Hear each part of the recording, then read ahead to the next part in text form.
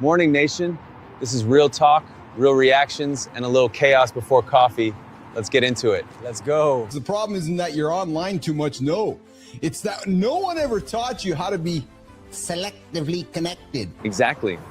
Some people aren't even connected. Do you think digital detoxing is necessary or is it just BS? Digital detox isn't a personality. Control is the flex. Drop your opinion in the comments. Nation, let's see what you think. Love to hear what you have to say. Don't whisper it to your pillow and call that growth. Netflix is making a serious push, no shit, Sherlock, into live programming. Netflix going live is hilarious. And that says a lot about attention and control and what we are doing here on our show every single day. They finally admitted the algorithm can't replace tension. Hey, this is the only morning show in the world right now talking about urethras and leeches. This is the only morning show saying that out loud. Coffee, then chaos, then biology. I'm sure of it, Neiman. I'm absolutely sure of it. Could you imagine telling a carpenter to put his hammer down? Nobody tells a carpenter to drop the hammer. They tell him to stop hitting his own thumb. Put the fucking hammer down. Why didn't everybody back in the olden days talk about putting down the tools? What would you do without the person or something that supports you every second moment of your day? I'm just gonna say it. I'm just tired of canceled culture. I'm tired too. People want consequences for others and grace for themselves. What the hell happened to redemption? Like, honestly, what happened to redemption? If redemption is dead, growth is dead. Then we're just stacking bodies of old mistakes. Because if every mistake gets you erased, if every bad moment becomes your perfect identity, then what are we even building here on planet Earth? And I'm sitting here like, really? Like, what the WF? Like, what the fuck, man? You don't even have to like, you don't even know the person. You don't have to agree with what they did. Because let's be honest, nation, if every one of us got judged by our worst day, by the dumbest thing we said at age 22, by the selfish decision that we made under pressure, by the moment that we snapped. If we got judged on 22, we'd all be done. Some of us wouldn't be allowed near a microphone. How many of us would still be standing? Ask yourself that question. How many of us would still be standing? It doesn't actually make us safer. No, we're seeing it all around us. It actually makes us quieter. Exactly. It doesn't make people better, it makes them better at hiding. It trains people to hide. It trains people to drink the same Kool-Aid. It trains people to lie, to pretend that they're perfect. And when you create a world where the price of honesty is annihilation. And that's how you train liars. Everybody performs, nobody transforms. Because consequences, yes, they're real. But so is transformation, nation. Consequences are real, so is growth. And if you believe in faith at all, real faith, not that fucking bumper sticker faith when it's convenient for you, but you believe in the possibility that you can be one person and then you could be another. If you won't let people change, you're just collecting bodies. You are not your worst moment. You aren't your worst day, you're what you do next. No, you're what you do next. And the rest of us, well, fuck. And the rest of us, we better start acting like we actually believe all of that. Pick a next move and do it before you overthink it. Life has a calendar in it, Johnny, and that calendar has a cycle in it. Life runs in seasons. Don't panic when you're in winter. Stack tiny wins and let the cycle turn. No life expectancy, but lots of love. Just tons of love here. That's the right foundation. Love first, then work. Got a guest coming together today, Tommy Reed. Well, I bring it up because in the world of comics, the comic world lost, I guess, a legend yesterday. Some legend, some would say a racist. Most men think success is permanent. Well, some are questioning Scott Adams and the creator Dilbert and what his legacy is. There have been plenty of cues, Mr. Anderson, that have been tossed at the boys behind the scenes, and you can only walk a horse to water so many times and give them the cues. Ignoring cues has a cost. The bill always shows up. You know what? Spam gets a pretty bad rap here on the interweb, but if you slice it to a desired thickness, fry it and put it on a piece of white bread, it's not too bad. Spam gets roasted, but it hits. Fry it right, and it's fine. Listen, dude, I didn't fucking live in this fucking weird, funny farm like you did. We weren't grabbing scrotums and eating shit out of can. We ate fucking real food. Like, whatever happened to redemption, Johnny? If you get put into the spotlight in pop culture, you better fucking learn to be a diplomat. Period, end of story. Spotlight requires discipline. If you can't manage yourself, you'll get managed. And if you think that you're holding the torch better than the fucking next guy, they will prove it to you so fucking fast that you're not going to hold it better because they control how well you fucking hold it. walk into a situation and I can recognize these motherfuckers are never going to get what I'm fucking laying down. It's about self-preservation. My earbuds get nasty fast. That's the real danger. The last place you want to be is fucking paper metal right now. You got to fucking have, if you don't have it in your hand, you got a big fucking problem. Talking about in the paper world, if everybody stood up and said, I want my fucking metal, there's going to be 350 plus people that don't receive their shit for that single piece. That's the risk nobody reads. Everyone assumes the system can't jam. Geopolitical tensions, or more broadly, are adding another layer of support for safe haven metals. But it has the metal doesn't fucking change. Our dollar is reducing. If the doc never played, just rest hits different. Athletes need answers, not vibes. You feel that? We got to find a guy who understands that all these dots connect back into an area where very few people understand how it works. That's the guy we want here. Your body's the engine, your mind's the steering wheel. Fix both, or you crash. Confidence is part of rehab. There's just been a lot. I've heard a lot of people saying when they're not wearing them, they have a better feeling of clarity. And so I fucking looked into it a little bit. Look, the buzz is mostly precautionary noise, not proving dangerous. Bluetooth earbuds emit super low power, non-ionizing radiation, way less than your phone pressed to your head. Star levels stay tiny. I'll tell you what you're not doing, Johnny. I don't know if you would be sticking a live leech into a spot where you shouldn't be sticking a live leech, but I found some guy, a 23-year-old man in China, decided to stick a live leech. Well, if you remember, we had another guy. I gotta know what's with folks in China, Johnny. We had another guy in China who stuck the leech, or stuck it was an eel up his ass. Remember that one? And he went to the doctors and like, why do you have an eel in your rectum? Oh, so hey, nation, don't be putting leeches up your urethra. If you've got a book, plug it. Give people a path, not hype. Where can they find you? The buds will be problematic if it further prevents people from cleaning their ears, because baby. Well, you know, dude, I'll tell you, that's one thing. My fucking earbuds get so fucking filthy. Yes. It's unfucking. Want body fat off? Start with sleep. That's the boring cheat code. Stop scrolling at midnight. You put their $1 million injection into a cream you rub on like lotion. And they're like, what are you doing, Dr. Tommy Ree? So basically you're talking about a cream that you just, is this like your creation, your company, or tell me a little bit more about it. It's impossible. You can't have that particular gene or those chromosomes that have their codes to all of a sudden mimic and do the same codes as your existing tissue. So once you understand that principle, it goes, all right, now the molecule is smaller. Now I can do something instead of an injectable that can go through the dermis, the skin, and get to the deep tissue. Once you're in, you're family, not followers, alumni. Show up and don't lurk forever. I was actually planning, I don't know, it was going to probably this year, a trip to go to Colombia to get a whole, because their laws for stem cells are way different down there. And it's really, you know, on the fly. They want it right away and no inhibiting their performance, practice, and training. My next question is, how the fuck do I get my hands on something? Yeah, you're knocking on the door of something that's good, that people are, they have no fucking clue. What you're talking about is like the next generation of this whole thing. It's a wild, wild west. You know, that's why people are leaving America, going to Central America, going to other countries. I'm not anti-phone, I'm anti-scroll.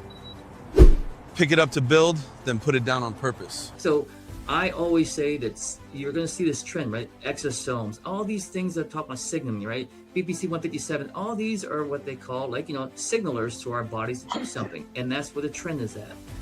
So when you talk to a doctor, you want to make sure that they played the sport. You know, you always question that doctor, like, he's never played a sport. He doesn't know what it feels like to be injured. And he's like sitting there goes, oh, just rest nice. You know, don't worry about it. Like, you don't know what I'm thinking. You're not an athlete. You've never been an athlete. Gambling's everywhere now. If you know you get hooked, don't touch it. That's self-respect. So you guys are almost like psychologists. It's your job to keep confidence. Yeah. So it's like the chicken or the egg, right? Am I working on the body for the mind, or is it the mind for the body? So, you know, hey, John, talking about pro wrestling, I was in that world too, as far as not the wrestler, but a provider. So if you know, like WBE and all that stuff in Tampa, right? It's pretty big here. Ask him about the time he fell through the roof. This is the whole point of the show, Dr. Tommy Ree. This is awesome, man. This is absolutely awesome. I love your energy. I love it. I love it. So, you know, forever the industry is injectables. But I really want to get into the conversation when you're like, no, I got a cream. I love what as soon as you talked about the delivery system through the skin, you had my ears, because if you didn't mention that, it was all pie in the sky. But when I started talking about these to doctors, you'd be amazed. A lot of doctors that in this space don't really know what's going on. If you look at all the journals and studies, it just talks about this word called differentiates, right? The stem cell differentiates. And then you ask, what does that mean? It goes, oh, I don't know. It just turns into a messenger that can get through your skin to your damaged tissue to start and activate. Hey, man, let me tell you something about like advantages over other doctors. Number one, experience. You've got to be, again, like, be an athlete, know what it feels like, and know how to, like, understand what they're going through because you've been through it. My place looks like an athletic training room. It's open. There's physio tables there. There's a fitness place. There's an open area where you can do biomechanical analysis, right? We've got hyperbaric chambers. We got lasers. We got shockwave. When you find someone that's done something for 3-4 decades, you can't replace that. That's something that they've developed a mastery of that. You have to be a provider, a real good provider. It's about educating the patient, because the patient is not on board. I went and found the guy that fucking had the cutting edge. Like, yeah, okay, I want to know what's your methodology. We're gonna take a cadaver graft or bone plug top and bottom. Okay, this is my guy. You know what I mean? Because it's like some of them they're using fucking technology from fucking decades ago, or were great for a fucking soccer mom, but not an athlete. I was like, God damn it, fucking A. This motherfucker's gonna come on here talking about some fucking crazy goddamn networking thing, and he's gonna talk about rubbing this shit all over you, and he's not gonna talk about how to get through the fucking skin properly. I'm not gonna stick my name behind some kind of magic crystal. Well, 15 years ago when I first entered this world, people were like, the fuck are you talking about? This is stupid. I'm like, listen, this is helping me fucking recover a lot faster, so you can say what the fuck you want, but I'm doing this. Hey, Doc, before we go here, please plug your book. You have a wonderful book. It's called The Future of Regenerative Medicine, a first of its kind on the topic of on topical stem cell therapy. Please, in less than a couple minutes or so, please give us the rundown on it, how folks can find it, get it, work with you, engage with you. Follow a guy named Jeff. Jeff's journey into discovering about his knee pain and what therapy with stem cell and how to get it going, and so he can restore himself back to being active at age 50. Well, now it's going to the topical, and it's really getting to the patient's hand. So now you eliminate the doctor does the injection, you eliminate the clinic, and now the cost is getting lower and lower, where now it's going to be very affordable to take this topical transdermal stem cell process. Doc, thank you for your service in the U.S. Navy and your motivation and your energy. Yeah, listen, let's remember, I didn't fucking put that topic on the table. The little fucking weirdo did. Yeah, I didn't. Once you're a member, you're now family, you are alumni. Is gambling just gone too fucking overboard? It's just everywhere. You are going to metabolize more body fat when you're sleeping well than you understand. Crazy fucking thing you got off TikTok, trying to drop this body fat. So, what's the tip? Focus on your sleep. Everybody keeps saying, put your phone away, put your screen away, unplug, go into a digital detox. I'm saying no. Pick it up, get into it, use your device.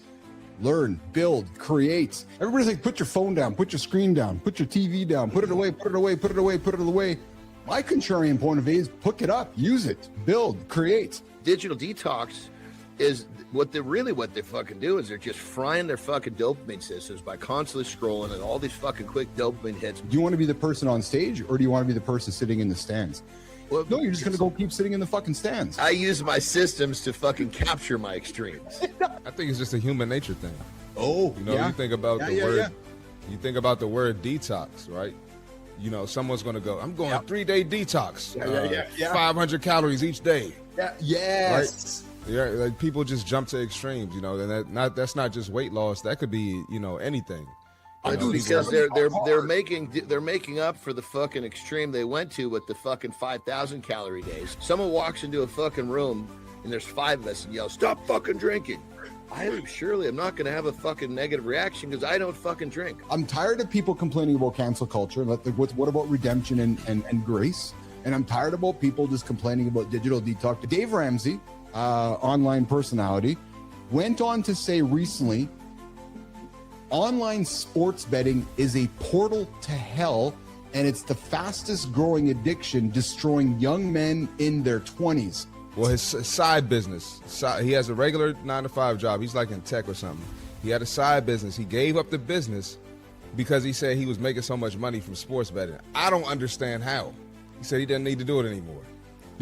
It's funny you say that because I feel the same way with Carter. Like I've asked Carter, and he's like, nah, it doesn't interest him. His buddies do and so forth. This addiction doesn't care about how many zeros it takes from me. I need to stop this before there's a bunch of them. Growing addiction that is destroying young men in their 20s is online sports gambling. FanDuel is a portal to hell. DraftKings ain't kinging nothing except their own pocketbook. And they're screwing an entire generation of young men because you don't. I realized that these spurts were hitting me hard when I was fucking bored. If I'm fucking watching YouTube, I'm learning something, period, end of story. I'll go put 20 grand into trying to start a company that I might have success with instead of putting 20 grand into knowing I'm going to fucking lose it on gambling. Too competitive. I'm too competitive and I'm too addictive. So you know yourself, eh? Like, you know yourself too well that the moment you tried, you're like, uh-oh. And when you go back to that community you grew up with and you go back to that club or that bar and you're like, oh my God, Still John. there. Yes. On the same fucking bar stool. Yes, at the same VLT terminal. But let's be real fucking clear. This is not the gambling's fault. No, I agree. This is the fucking person. It's like this is the fucking person. All of you guys that he's talking about, yes, don't fucking blame the gambling.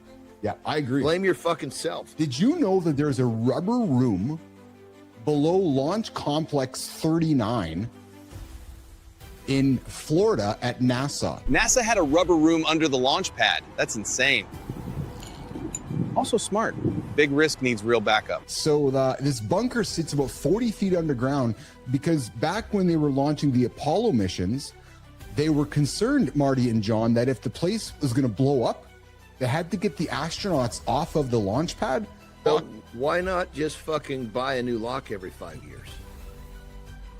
Maybe you don't want to spend new money on the new lock every 5 years. Stop worshiping a crusty lock. Put that energy into making more money. Okay, so take the fucking energy you're taking into conserving that fucking lock and go fucking make some more money. Did you know they had a gym, Marty, in the 1980s? Yes. A mouth gym is insane. Or genius, and we're just behind. Try fucking just eating some fucking meat that you have to chew and you'll be fine. I would just grab my fucking mom's steel mixing bowl that she was making fucking homemade bread and fucking pasta. That's what I would use for the big bowl. So your sweaty bald head, John, they would see you from the sky because it would flash off your head. So you would have an advantage over myself or Marty because your bald head being spotted. True story. Human skin, even shaved in oil, reflects much less light than glass or polished metal.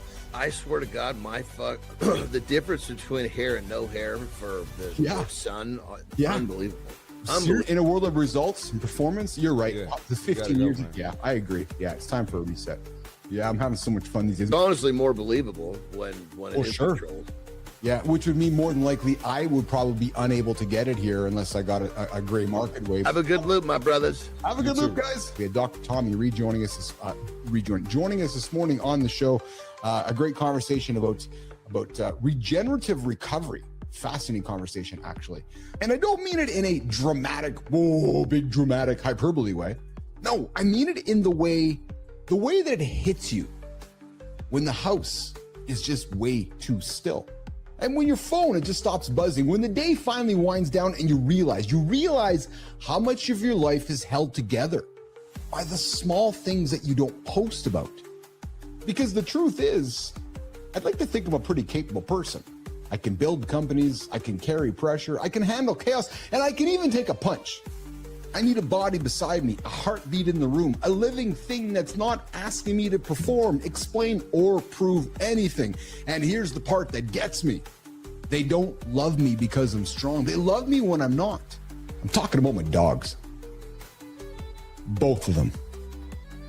My shadows, my schedule enforcers, my emotional support team that works for snacks. Guys, my two fur babies pull me out of my head more times than I can count. I just love spending time with my animals. I always have loved spending time with my animals. Ever since I was a young boy, I remember the love I had for my dogs. And I love my dogs today. Unlike anything. Like, what do you do with the fucking fish?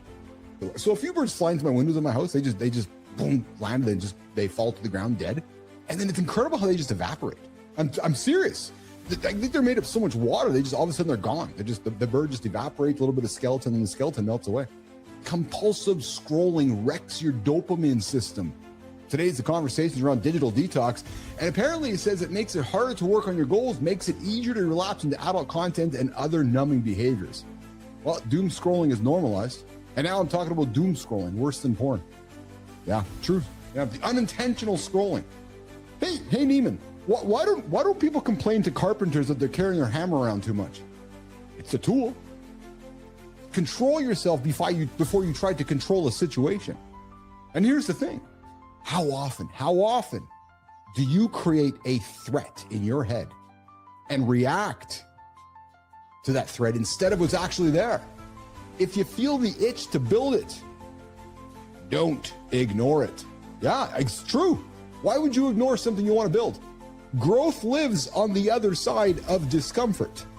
Complacency kills the path to new. If you have a persistent desire to build it, rarely does it go away. What it does is it grows louder until you act on it. Use the tools. Use the tools to move your life forward. Don't use the tools to wreck your life. Calm doesn't come from vanishing. It comes from control. Hear me say that again. Calm doesn't come from vanishing.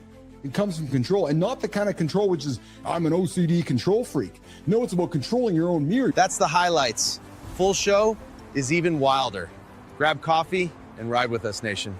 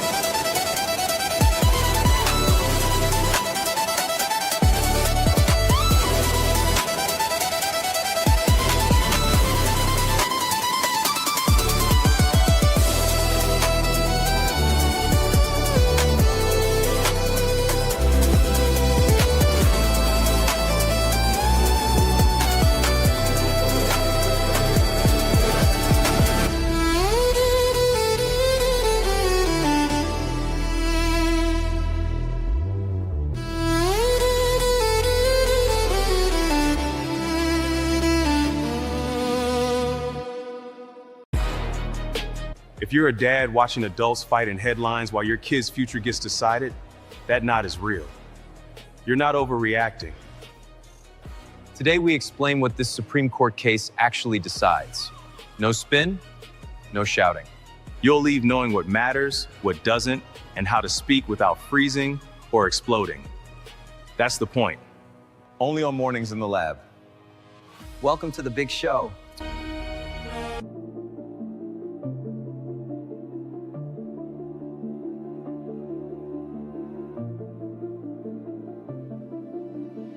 Welcome to Mornings in the Lab, where accountability partner here to help you start your day. Silence makes our monsters grow stronger.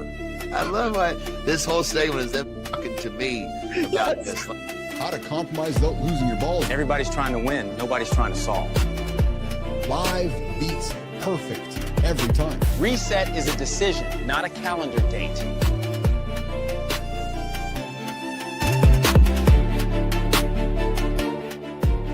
Don't chase details, chase the lesson.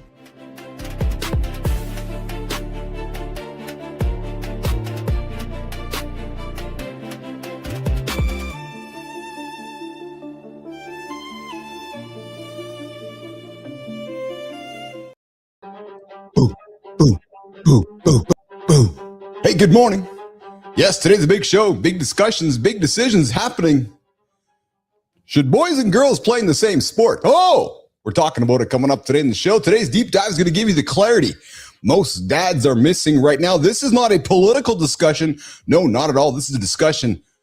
It's a biological discussion. Hey, you're going to understand why the Supreme Court is actually being asked to decide why this isn't a culture war, but a real question about whether girls' sports remain a protected female category and how fathers can defend fairness and safety for their daughters without becoming cruel, passive, or manipulated by others. But first, drum roll, Jimmy. Let's get after it, because good morning. Welcome to Mornings in the Lab with Keith, John, and friends, your live morning show for daily accountability and some fun conversations. This is where men across the planet come to think clearly, get orientated. They bring their wives, they bring their girlfriends, they bring the whole community to start the morning with real talk and entertaining conversation. What's going on, Kai? I see you out there. What's going on, Damon? What's going on there as well?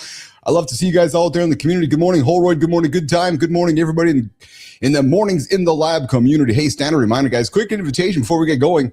I got the invitation. It sounds just like this. Like the stream, subscribe to the channel, and drop a comment. Hey, if you guys want to check us out somewhere else, I invite you to go check it out. mitl.network. The Mornings in the Lab network is live.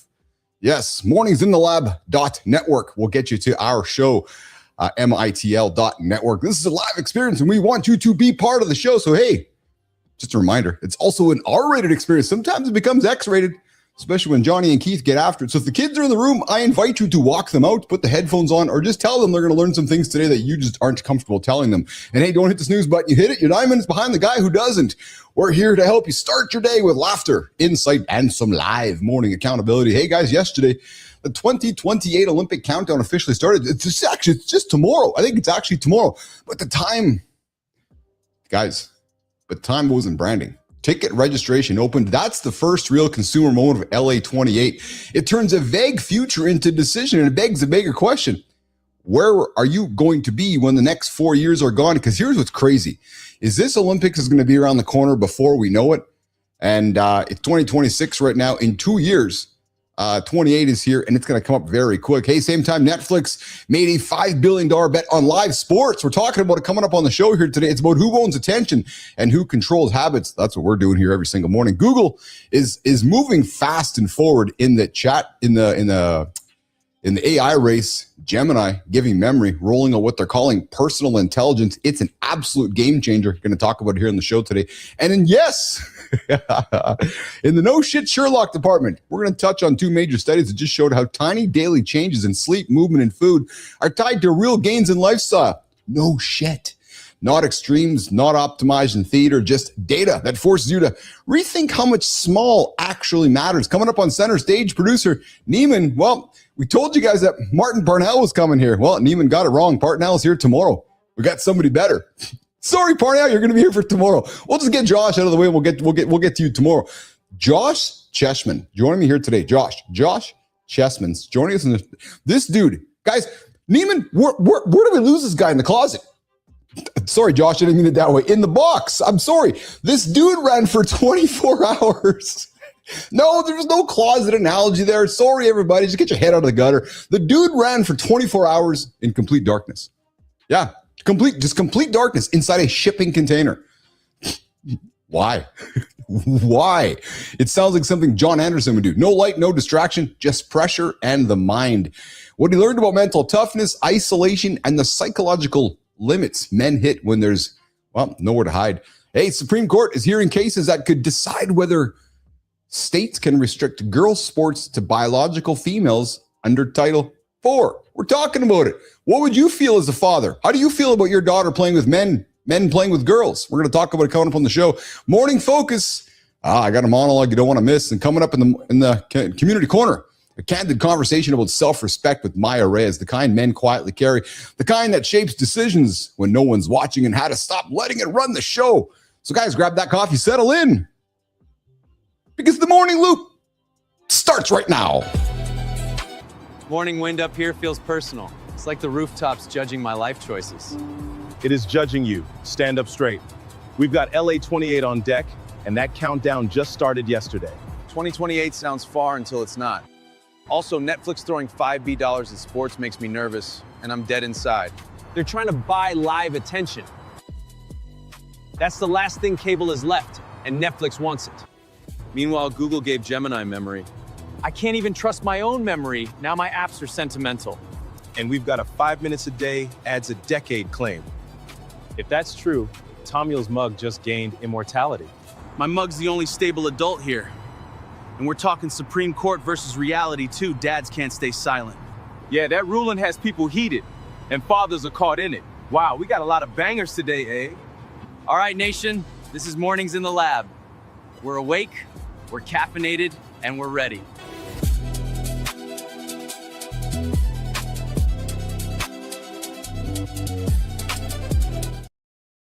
Hey, why don't you guys come join the show with us? You guys can join the show with us live right now in the community. I see Sullivan's out there. Hey, Kayla, Kai, you out there? Come say hello in the community. Good morning, Gwendolyn as well. You guys can come join the show with us in the community as well as the phone lines. We're going to open up here today in the second hour. 431-300-3005, 431-300-3005. Come say hi in the comments. We got Sullivan out there. We got Melissa out there. Come say hello and see what's shaking. I would love to hear your opinion in the second hour. Should boys be playing the same sport as girls? Should girls be playing the same sport as boys? We're going to have that conversation coming up in a few minutes later today. Hey, so I've been kicking off the show with some commentary, because one of the things I strongly believe is leaders, business owners, CEOs, entrepreneurs, I think the best way to start your day, to start your company, is with a morning conversation. Because think about it. You get a chance to talk to your stakeholders immediately, instantly. It's like a business meeting, but in front of everybody else. And in a world of AI-generated what's real, what's not, a conversation like this could be game-changing. Think about your stakeholders, your employees, your customers, maybe your investors, maybe your family, maybe everybody that's around. This is the time to set the tone. So I got something I'm going to put on the table today. I got a couple topics for today's monologues, the morning one and the later one. And today's about... I titled it, I love the magic. And I love the magic of building a remote team. This is what I know.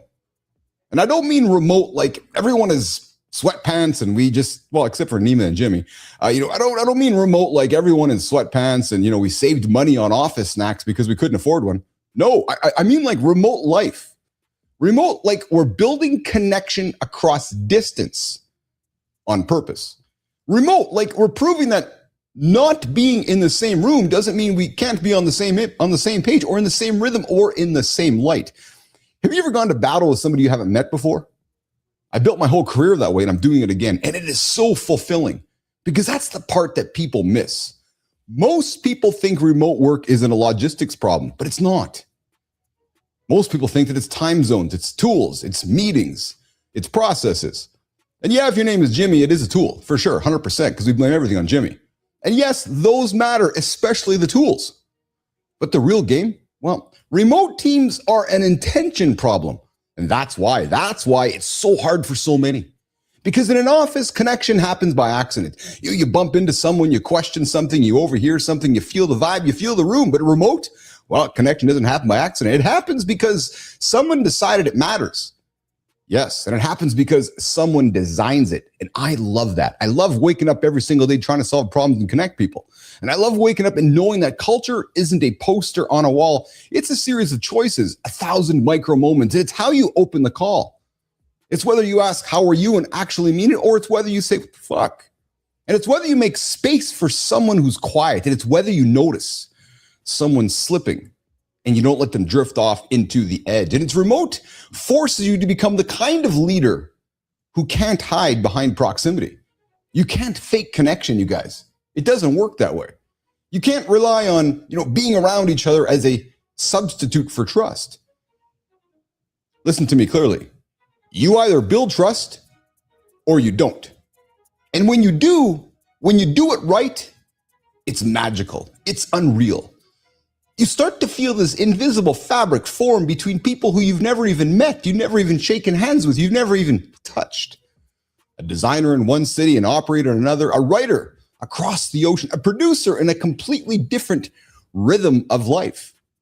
And sometimes, and somehow, we all start moving like one organism. Not because we share a building, but because we share a mission. And oh baby, do we share a mission. And to me, that itself is magic, because I've watched people go from just a name on a screen to someone I go to war with. I've watched a team laugh together, real laughter, through headphones, on my treadmill, trying to figure out and trying to solve problems nonstop. I've watched someone have a hard day and the team feel it and show up anyway. I've watched creativity explode because the room was built for psychological safety, not physical proximity. And here's the truth. Remote isn't easier. No. It's just more honest. It exposes bad leadership real fast. It exposes unclear expectations fast, and it exposes weak culture fast. But if you love building, if you love people, if you love the draft and the craft of communication and the art of momentum, well, remote teams are your playground, because you get to build the thing that most people are starving for, real connection with intention. And maybe that's why it's so fulfilling for me, because I don't want accidental culture. I don't want hope that it works out. I want relationships. I don't want teams that only function when everyone's trapped in the same building. I want teams that can connect anywhere, execute anywhere, win anywhere, any fucking time. That's not remote work. That's leadership. But if you're struggling with remote, don't start with more meetings. Don't start with another tool. Start with questions. So here's the question for you. Did you design connection? Or did you just remove the office and hope people figure it out? Because the magic isn't the distance, you guys. No. The magic is the intention. The magic is what you build across it.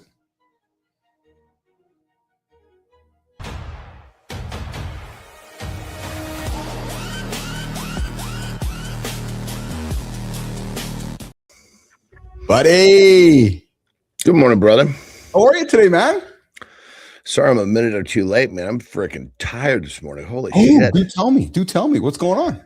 I was at a ripping workout yesterday. And, yes. And then we went for round 2 of life expectancy. And it was the day 2 is always a little bit more aggressive than day 1. I'm fucking tired, man. Well, you're not getting any younger, Anderson. God damn it, man. I fell asleep. I fell asleep. We took a little rest, and I just fucking went out, man. The next thing you know, it's like, oh, it's time to get up. I swear to God, I woke up. I was thinking to myself, because normally the rhythm, I take a little rest and I'm recharged, time to do it again. And fucking wake up. I'm like, Jesus Christ, this is way after my fucking bedtime. Holy shit. Dude, that wasn't a 10-minute nap. That was like a 2.5 hour fucking nap. Oh, I love it. Good morning. Who do we got? Good morning, Funk Kronger. It's good to see you in the comments this morning. You're joining myself and John this morning on Morning in the Lab with Keith, John, and friends. John, I got some big topics today. We're putting this one onto the table for the second hour, but you're a dad of daughters, and I'm a dad of daughters. And one of the topics I have for us to talk about is not a political one; it's a biological one. And I don't want you to answer this; I want you to ponder it. We're society, the Supreme Court in the United States is facing some decisions this week, which is biological boys and biological girls, should they play in the same sport? Don't answer that. We're talking about it later today on the show. And that's the key point, the biological aspect, not the... Yep. That's the key. You know exactly what I am. So, hey, listen. Dude, real quick, I'm not going to answer anything. Yeah. But really fucking nuts because this is another one of these fucking weirdo things that comes across our world together. You don't even know it. Yeah. Yesterday, so about 5 houses down. Yes, there's she's a teenage girl. I don't remember how old. Early, middle, high school. Yeah. And she wrestles and fucking on the boys' team and whoops ass. No shit. Yeah. So she actually came yesterday. I was training. Yeah. She came and knocked on my door to tell me, hey, today's my first home meet. Because I want to come. I told her I would come watch her. I want to watch her, but obviously I already had my afternoon and evening planned. I'll be honest, watching a bunch of fucking young, primarily young boys and maybe a few young girls, wrestle and get a roll around sweaty was not my idea of the sweaty rolling around that I wanted to be doing. Choice A, choice B. I was actually really fucking lucky because I was actually in the back training, and so she's knocking at the door, and I was like, "Fuck, thank God," because I don't know if I'd have had the heart to tell her that I wouldn't be able to go if it was face to face. I'm gonna go next week. I love it. Hey, have you ever been to the Olympics? True story. Have you ever been in your life? Have you gone to? I know you haven't performed, but have you been to any, John? No way. Yeah. No. So, hey, Sterling Preston, we got the Olympic countdown. It started yesterday. Let's talk about it. The LA 28 countdown is live. What people miss is how big this thing actually is. This is LA's third Summer Olympics after 1932 and 1984. Same city, totally different footprint. And it starts with a 2-venue opening ceremony, SoFi and the Coliseum. That tells you the scale immediately. So I enjoy the Olympics. I think they're a fun, a fun way to bring the world together. I think they've lost a lot of their luster over the years, but it'll be interesting to see how it comes together in LA, Johnny. Kind of bummed me out once I started to understand the Olympics. Oh, it's a fucking hustle, dude. Yeah. What bummed you out about it, Johnny? Like what was what you understood behind the scenes? Is that what you mean? Well, I mean, there's always going to be the general politics and blah, blah, blah. Don't worry about that part of it. Yeah. But what I didn't like about it is I found how, these countries will get these bids they'll win they pay a shitload of money to have the Olympics. Yes. But then they have to pay all this money. Then they have to build these fucking enormous stadiums. Yes. And then they're used for however long. And then they just they're deserted. 8 minutes. So you can go to some of these smaller countries and they've got this. They call it an Olympic campus where they've built 5 huge arenas and they're fucking just abandoned. It's because true. This country has no purpose. Yeah. So in the end, it almost bankrupts the country. It's so true. I know we've had this conversation before, and there's been, as you said, there's been countries that have turned it down because the economics don't work. And to segue to this is linked. Well, and what do you think on this? You're totally correct, but I think what happens is some fucker gets bribed to push it through and fucking breaks the back of the fucking country. So it's like politics, like real politics about money. Yep. Not just politics about drug testing and athletics. Dude, you are bang on, man. You are bang on. Once I learned that, I was like, fuck, this is just a fucking business, man. And I'm totally fine with that. Yes. Then pay the fucking athletes. Yes. So if you pay the athletes, play your fucking dirty game. Let's go. If you're going to fucking steal from everybody, fuck you. Let's go here, because the worst of the Olympics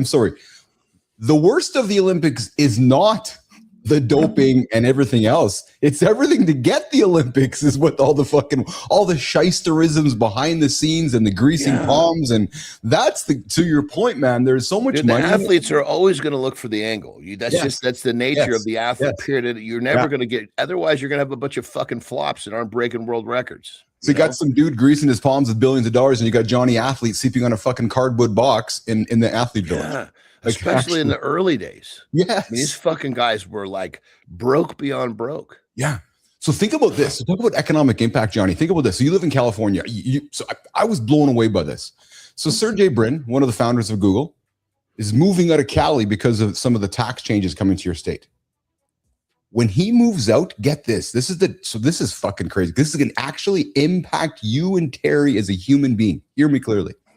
When he moves out of the state, his $20 billion tax bill comes out of the state, and all of a sudden California has $20 billion less to put into healthcare and services that you guys would use. One guy, Johnny, moves out, $20 billion less in the coffers. Think about that, man. That's crazy. Well, you see the unfortunately, I mean, you're very correct, of course, but it's the people that fucking pay the real consequence in this are the people that are fucking accepting a paycheck. Yes.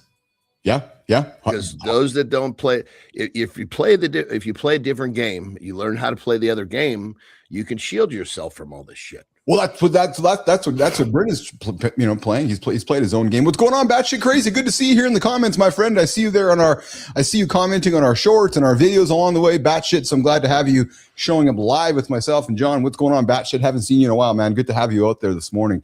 Hey, Johnny. So I love to continue to perpetuate this one because this is what we do every single day, and every few weeks this just kind of comes across the wire. Netflix. Back in the news again, why live sports might be its riskiest bet yet. The funniest part is Netflix might be rebuilding TV. Live events, scheduled shows, even channel-style deals in France. They're adding live voting, too. That's them pulling viewers into the show. It's a weird full circle. Netflix killed cable habits. Now it's rebuilding them. The difference is interaction.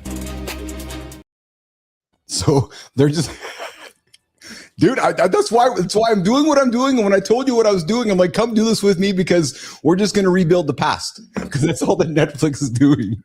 Like, honest to God, man, just rebuilding the past. And then when the phone's ringing, what's that? Oh, you need a live morning show platform? Yeah, Keith and John have been doing it for many years. Here you go. Here's the keys to what we've been doing, because nobody else is doing it. It's crazy, man. It's just like bell-bottom jeans, brother. Yes. I love this. I like that they're in the news on this one. A few things that's quite striking to me is that I had something here. They are so they management clearly sees live events as a way to boost subscribers. So what they're leaning into, Johnny, is that because they're good at live, it's giving them the ability to capture subscribers and keep them. Right, because if you know the next live event is coming or the next live thing is coming, right, you're going to keep totally. It's like, what the fuck, man? Right. Yeah. So, and I guarantee you, brother, I guarantee you, we will be doing this show when I tell you Netflix news is launching in Los Angeles. News with Netflix. It'll be live news. I guarantee it, man. It's you don't have to look too far in the past to see the future. Speaking of that, here's one that impacts you and I as well, because I know we both are, Google users, and we have used it as long as it's been on the planet. Well, it's changing again. Sterling, what's up with personal intelligence, a new Gemini capability that Johnny's going to want to use? Google just gave Gemini a memory. Not cute memory, your inbox and photos memory. It can reason across Gmail, search, YouTube, photos.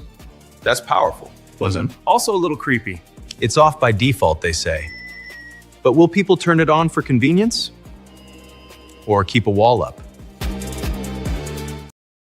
So this one is interesting, Johnny, because what it's going to do, and the impact on you and I, is if you have been using Google your entire life, it's going to start surfacing all that stuff. So from your maps, from your photos, from your email, from everything you've done. So for example, you say that I need a new tire I need a new hubcap for I need some new tires for my Jeep.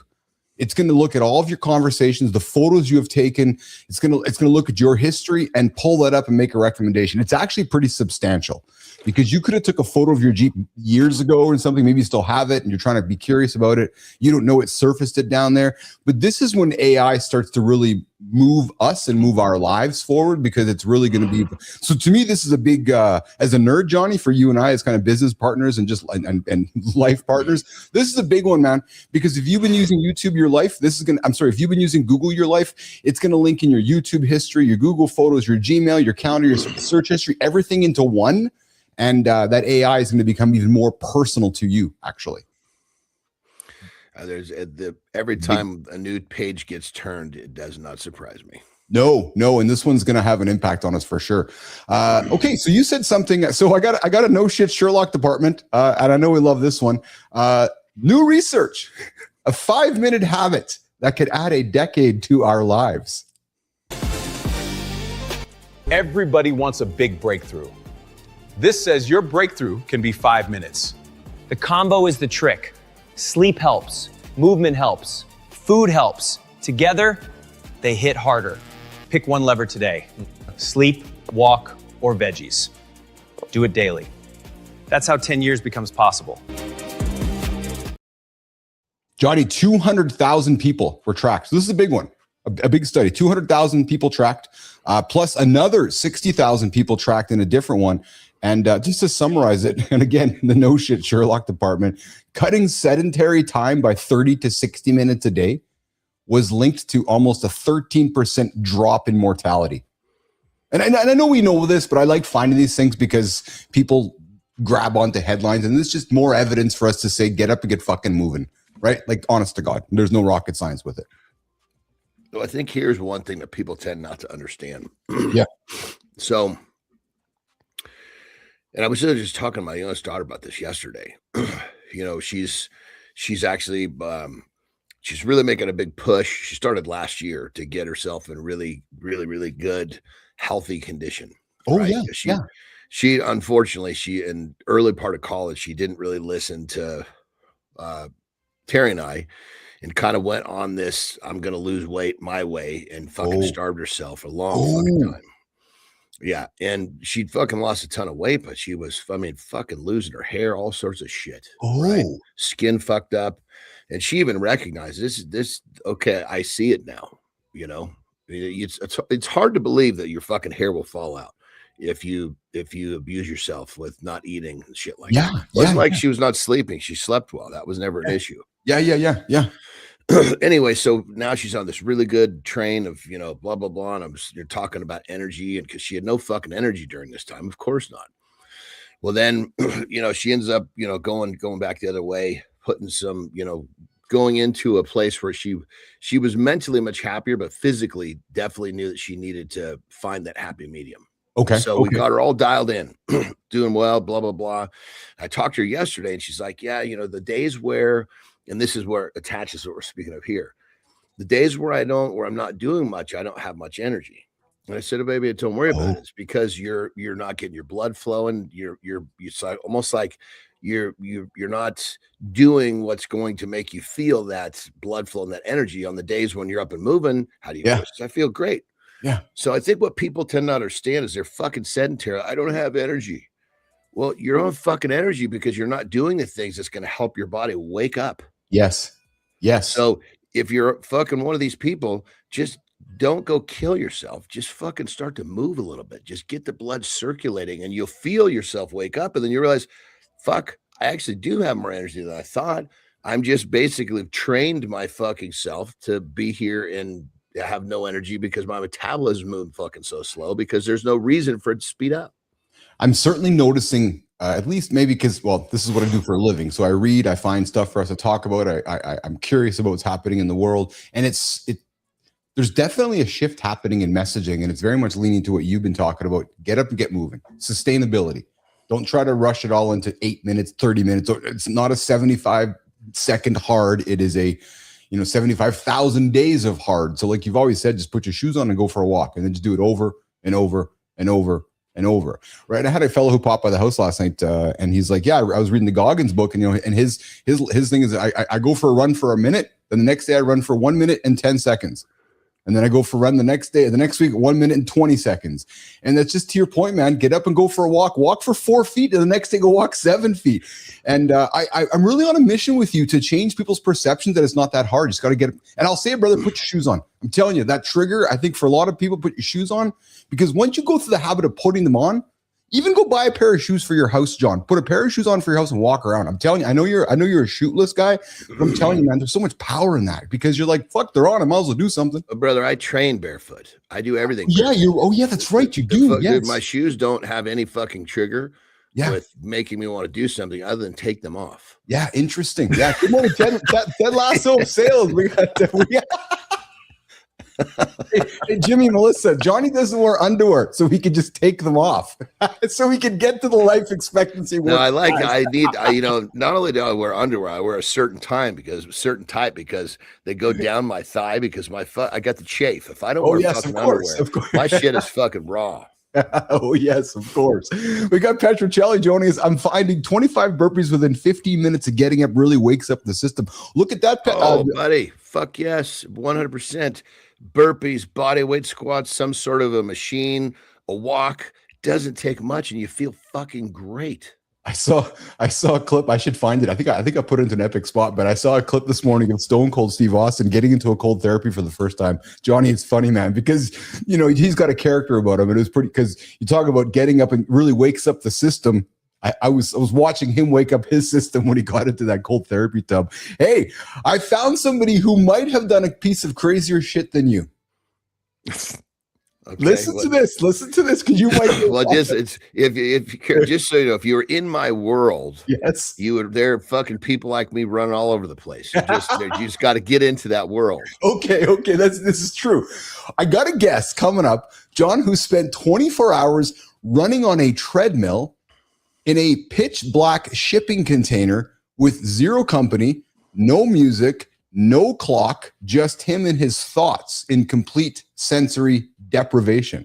And somehow he's less crazy than most health coaches out there. Josh Chessman, he's supposed to be joining us this morning on the show, but dude, 24 hours running on a treadmill in a black shipping container, dark.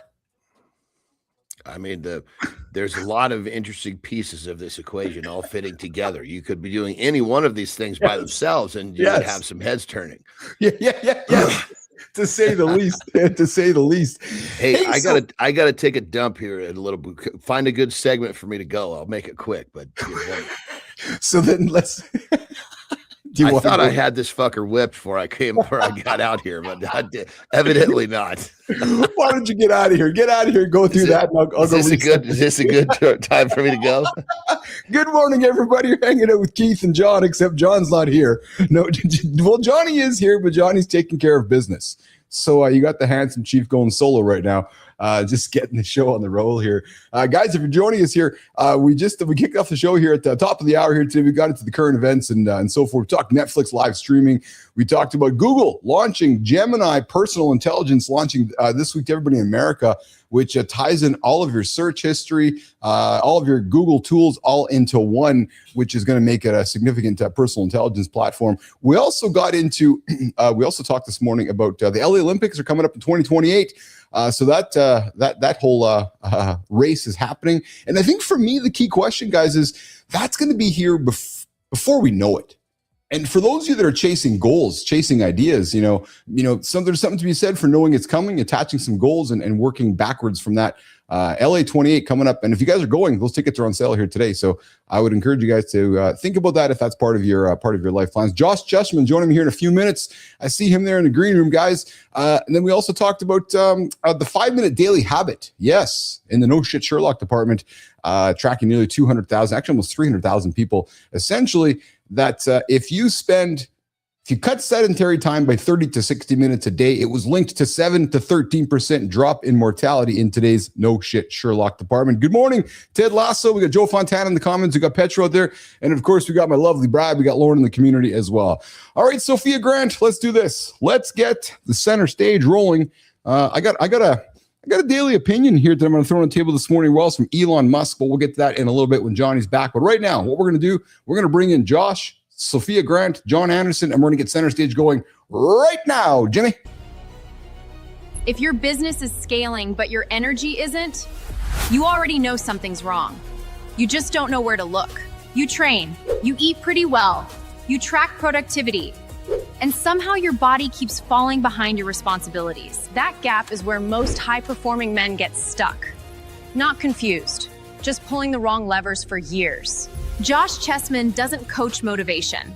He audits performance, the same way you'd audit a failing business system. For 15 years, he's worked with male entrepreneurs and executives whose labs, sleep, energy, and focus were quietly breaking down. Blood work, continuous glucose monitors, wearables, recovery data, no guessing, no try harder, just feedback. He's helped clients reverse metabolic syndrome while running companies, raising families, and operating under constant pressure, not by making them fit, by increasing capacity, the ability to absorb stress without losing performance. Josh didn't arrive here by accident. His background spans endurance sport, strongman, and CrossFit. He did a 24-hour run in total darkness and isolation inside a shipping container. If you want health that holds up under pressure, this conversation matters more than another workout plan. Josh, welcome to Mornings in the Lab. We're happy to have you here. So this guy, I don't know why, I'm curious to ask him. He takes 24, not 12, not 8, not 10, but 24 hours. He's like, yeah. Hey, friends, family, my own mirror. I'm going to take these 24 hours. I'm going to go get into a shipping container. I don't want you to come with me. I'm not going to put any music in my ears. No clock, just me and just my thoughts. Nothing but sensory deprivation. And I'm going to go for a motherfucking run. Josh Cheshman, welcome to Mornings in the Lab with Keith, John, and friends. What's going on, Josh? Thank you, guys. Keith, you're doing a spectacular job. How are you, pal? We got John Anderson joining us, but John is busy in the bidet right now, so he'll be here in a couple of seconds. His timing, his bowel movement timing was off today, Josh. So you have to apologize that my co-host is a little bit late this morning for you. Yeah, the rinse is important. I get it. Exactly. Well, yeah, because so John is not a man of paper; he's a man of the rinse, and Right. it sounds like you might be familiar with that whole situation as well. Familiar is not something I do. I stick to the paperwork, man. Old school. I Nicely guess. done. Hey, Josh, where are you joining us from today, bro? Victoria, BC. Oh, dude, I'm here in Winnipeg, Canada. There you go, buddy. Well, I mean, come on, Canadians, but you got 30 degrees lower than me, I think. At least. But I will say this. Thank you for getting your ass out of bed to hang out with us early in the morning. My brother from another mother is just south of you down in California, so he gets up early too. So, dude, I'm really grateful for you to get up with us here today. Victoria, British Columbia. Before we get into some of the meat and potatoes of things, let's start here. John can hear us because he's got his earpiece in. So I guess I need to start with the elephant in the room because I can't get past this one, or maybe perhaps the shipping container in the desert. But dude, like you spent 24 hours running in complete sensory deprivation alone in the dark. And I know one of our loyal listeners and co-host, John Petrocelli, dislikes running as much as I do. Yet you did this for 24 hours in the dark. Dude, what the hell were you thinking, man? And what did you learn about yourself that you couldn't have learned by running in the light or like any other normal person? Josh Cheshman. Yeah, thanks for the intro, Keith. Appreciate it. John, thanks for having me here while you're listening. I'm here, baby. What's up, brother? Buddy, you look fresh. I feel like Yeah, I think he is fresh. Johnny's feeling fresh right now. Yes, he is absolutely fresh. You know what? So it stemmed from progressively more challenging workouts with a friend of mine who is an Ironman athlete. Oh, It's when you get two guys in a car or two guys in a room and you just fucking go, it just goes. Things get hard, things get challenging, and we tried to get ourselves in a situation that had never been done before, and that's what happened. And we wanted to put ourselves in the hamster wheel, right? And we're kind of the scientist, and we're also the hamster at the same time. And we wanted to see what came up. So it was truly an experiment. We didn't know I didn't know what was going to be going through my head. So you nailed it. It's complete sensory deprivation. There's no headphones, no earplugs, no sound, no music, just the sound of your footsteps. And the thing that was really, really terrific about it was, and some people are going to say this isn't fucking terrific, makes it harder. We had a crew reroute the module. So usually when you're running on a treadmill, you're like, okay, at least I'm at this time or this distance. We had that rerouted so you couldn't see any of that. So you didn't know you didn't know what the time was, how much you had left, how far you'd gone. Better. Hell yeah. Right. Well, yeah. I mean, if you're going to go into the abyss, you don't want you just want everything to disappear. I'm sitting there thinking about what you're talking about, and immediately I'm thinking I'm all about the rhythm of the sound of my feet. I'm in that boom, boom, boom, boom, boom. I'm living right there, and I just 100%. fucking time will disappear. Is that what it was, Josh? When John says that, is that what it was? So did John unlock the magic? Is that what it was? Was that the magic, Josh?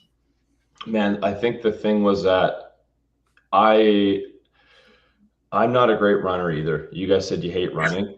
I don't know that I hate it. I've never been fucking great at it. I'm not super quick.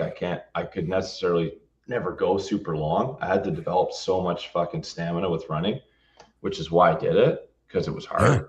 Yeah. And dude, I don't know. It was 24 hours, man. I felt like a bat doing echolocation because on this treadmill, one of the curved ones, I don't know if people that are you did the Woodway too? Yeah, it's a different company, but yeah, it's the same as a Woodway. So those are a little harder than treadmills. Dude. Yeah, they're 30%. I know. Yeah. Yes, I know. 100%. You're like, I run on a wooden treadmill, man. It's like fucking being on a roller coaster. So yeah, it was pretty much like tapping the sides of this treadmill so that it wasn't falling off. Right? Oh yeah. Because you're running, your feet slip and then it restarts. So I had to just tap the sides. I felt like I was doing echolocation in a fucking cave or something. Dude, so check this out. Explain to everyone, and I keep in mind, I'm not trying to compare anything I've done to this, because this is very different than any of the crazy shit that I've done. Yeah. But when you achieve something that's so far off the fucking deep end in such deep fucking water, explain to everybody how you are forever different. You will never be the same after that. Well, in a very good way. Yeah, well, you're catching the mark 100%. And that's part of the reason I wanted to get on this show, is because I feel like you guys totally understood what I'm about. Yes. And I'm thrilled to be here, honestly. You know what, John, Keith, whether it's a fucking run or whatever it is, exactly what you're saying, when I did something that was really hard that had never been done, I unlocked an amount of, it's like I unlocked it. I picture it like a video game, right? Where you're like, you're getting fucking coins, you're getting, your energy bar just increases. It's like my self-belief energy bar fucking tripled. Mm-hmm. Yes. And then the amount of self-belief I have, I can triple down on myself, because I just know now that my capacity has just tripled, we'll call it. So people say, actually, a friend the other day, I was telling him about the amount of money I've invested into coaches for myself, all sorts of different coaches. And he goes, wow, that's such a big gamble. And I said, I can see why you think that. Doesn't fucking get it, man. Doesn't exactly fucking get it. I said, I can see why you think that. But when you have the amount of self-belief I have, it's not a gamble. But when you can invest in a lot of shit and it can be taken, but when you invested in can never be taken. And a person that doesn't see this will never, ever end up in the promised land. Hey, John, I think like you and me, we've been drinking the same Kool-Aid together. I think you're feeling the same energy I'm feeling. I'm finding myself wanting to run and walk fast towards Josh Chessman, because he's definitely drinking the same Kool-Aid we drink here in the lab, man. Josh, I love your energy, brother. Your energy. Yeah, the closest thing that I have to compare this, which is in probably very similar and very different, arena, would be, so 100 kilos is 220 pounds, which is basically 2 plates on each side. Because in the Olympic world, they're true kilos. It's a 44-pound plate. Oh, okay. So many people, to be able to power clean that 10 times would be like some fucking massive mark, right? Because you get fucking tired. You're out of wind, right? It's that your strength goes down, because once the oxygen's depleted, it's hard to anyway. I once did that 101 times without a break, which was like so far off the Richter scale of what has ever been even thought to be done. And after that, it took me fucking days to recover. I mean, I spent almost 2 days in bed. I was limping around. But it was after that, my mind was so changed. Yeah. Like, to think of doing 25 of that would have been, oh my God, this is going to hurt. It's a fucking joke. Yeah. It was like my mental capacity had, because as you know, it wasn't your body that was having the fucking problem. 100%. Your fucking mind convincing your body had a problem. Yeah, 100%. No. Well, John, this is a great example. Josh, you are a great example of we talk on the show often. People will say, is physical strength more important than mental strength, or is mental strength more important than physical strength? I think you've shown that it's the mental strength that needs to get you to the physical strength. And there's just, because your brain needed to get you through those 24 hours of keeping your legs moving. And I just want to be clear on something. It was 24 hours of continuous leg movement. Am I correct? Or did you pause? Did you do rest pause? Or or did you slow down and walk, run? Or was it? It sounds like you only paused when it was fucking getting back on the machine. Yeah, like did you go for a piss or a dump? Like break it down for Keith and Johnny. Like what were the details of this? That's a good question. Fuck, yeah. Man. What did you do when you had to take a piss? This is the challenging thing. So when we got in there, so it started out, a friend of mine and I were going to do it, and separate containers, right? So we're in 2 shipping containers.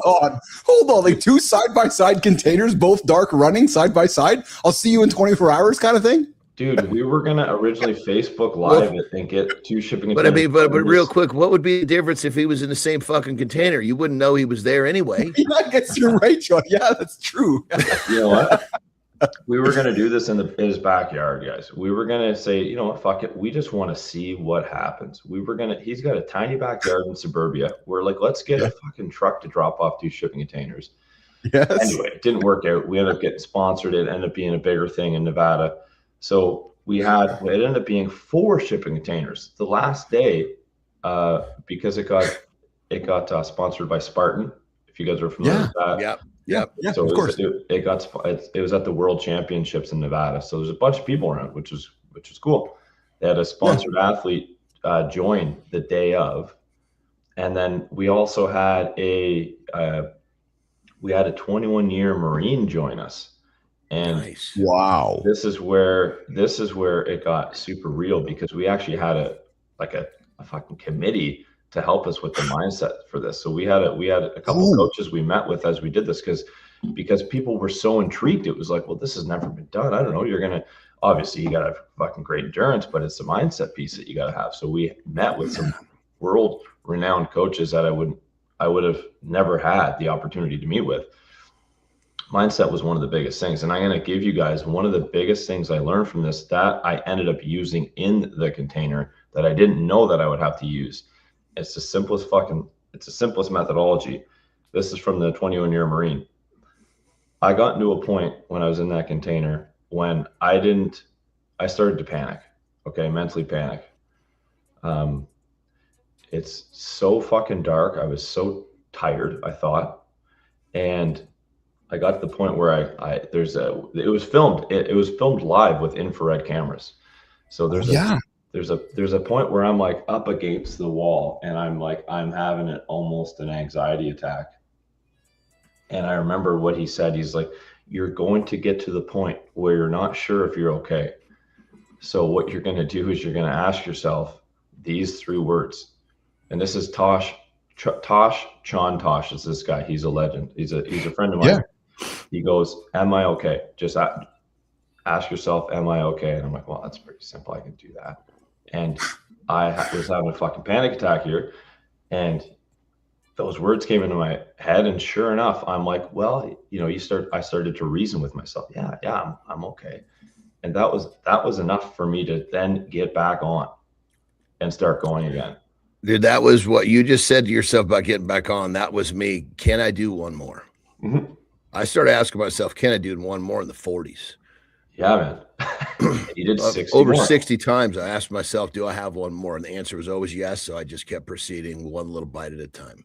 Yeah. And if you understand physiology, which you clearly do, when you're looking at that weight and you're looking at that many reps, you wouldn't put it into a physical equation, or it would be pretty fucking easy.